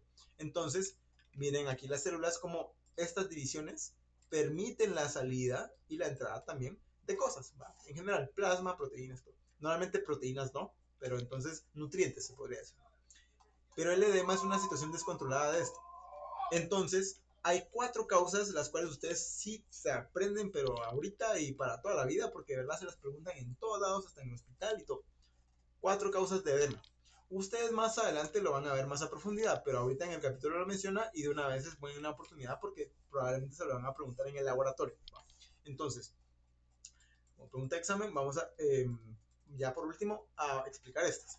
El aumento de la presión hidrostática. ¿Va? La presión hidrostática es la presión que tiene el líquido, ¿verdad? Como si yo tuviera la manguera y el agua que está pasando acá. Esa es la presión hidrostática, la presión del agua que está pasando a través del tubo, ¿va? Entonces, la presión del plasma que ejerce a través de en contra de las paredes capilares, ¿va? La presión oncótica, entonces, si esto aumenta demasiado la presión hidrostática, aumenta el punto en donde se está saliendo todo. Como si yo tuviera una manguera que normalmente tiene hoyitos, pero no se sale todo. Y ahora como es demasiada presión, ahora se está saliendo demasiado. Y ahora mi manguera se está saliendo por todos lados, no me conviene. Esa es una causa de edema. La otra es la disminución de la presión oncótica. La presión oncótica está dada por proteínas, ¿verdad? Entonces, ¿qué es lo que pasa? Por ejemplo, la presión hidrostática puede aumentar una insuficiencia cardíaca, o una hipertensión así muy, muy, muy grave, en la cual se sale líquido por la presión aumentada que tiene eso. Mientras que la presión oncótica es la presión que le dan las proteínas. Entonces, ustedes pónganse a pensar qué situación me podría dar una presión oncótica baja. Es decir, yo no tengo proteínas, una desnutrición, por ejemplo, o una cirrosis, porque entonces como en la cirrosis en el hígado se sintetizan las proteínas, pues si yo no puedo sintetizar proteínas, me genera cirrosis, porque entonces ¿dónde voy a tener yo presión oncótica? La presión oncótica depende de las proteínas. En la desnutrición, si yo no estoy comiendo, ¿verdad? ¿De dónde yo voy a sacar proteínas para tener mi presión oncótica? Entonces, una presión oncótica baja es al revés. En lugar de ser una presión que quiere salir, la presión oncótica se mantiene acá en las paredes para que entonces evita que entonces el flujo salga. Pero ¿qué es lo que pasa? Si yo tengo una presión oncótica baja, pues entonces ya no tengo esa barrera para que entonces ya no puedan salir las cosas. De manera que el plasma se va a comenzar a salir, ¿verdad? Se va a comenzar a salir de manera así inadecuada. Bloqueo linfático. ¿Por qué? Porque entonces si yo les mencionaba de que esto normalmente de manera fisiológica puede llegar a salirse, ¿verdad? Y que no pasa nada, no porque se salga significa que yo tengo edema, sino que si se sale descontroladamente tengo edema. Entonces, si se sale de manera normal, ¿dónde se queda ese líquido? O sea, ¿se queda ahí por el resto de la vida? No. Hay capilares que son linfáticos, ¿verdad? Entonces, esos linfáticos lo que se encargan es de que en el tercer espacio, es decir, de manera extracelular, en este espacio, en el medio interno, se van a encargar de reabsorber ese líquido y regresarlo también al corazón. Serían como unas venas, pero no de los capilares, sino que de este espacio que queda entre las células, ¿verdad? Entonces, ¿qué es lo que pasa? Si esa es la función de los linfáticos y yo la bloqueo o estoy alterado por alguna razón, por ejemplo en algún cáncer, ¿verdad? O en un procedimiento quirúrgico que me quitaron ganglios, puede generarse esto, pero esto se va a conocer como linfedema. ¿Por qué? Porque es de líquido linfático y es distinto, ¿verdad? Ahorita lo vamos a ver, creo que es la última diapositiva.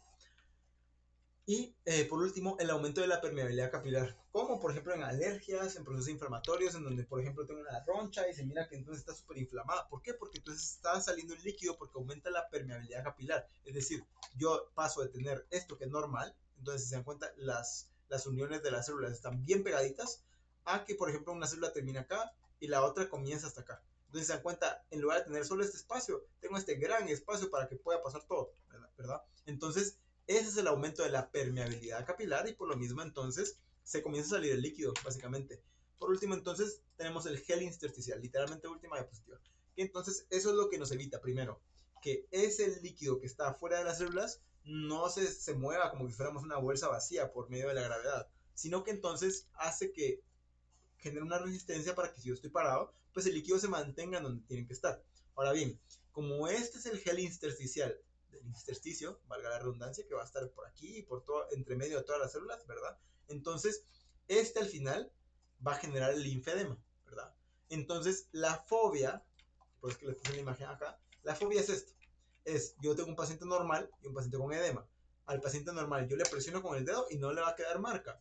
Mientras que al paciente con edema le va a quedar esta marca de mi dedo aquí plantada, ¿verdad? Esta se le conoce como fobia, ¿verdad? Muy importante en semiología. Ahí la van a ver. Entonces, apréndanselo, ¿verdad?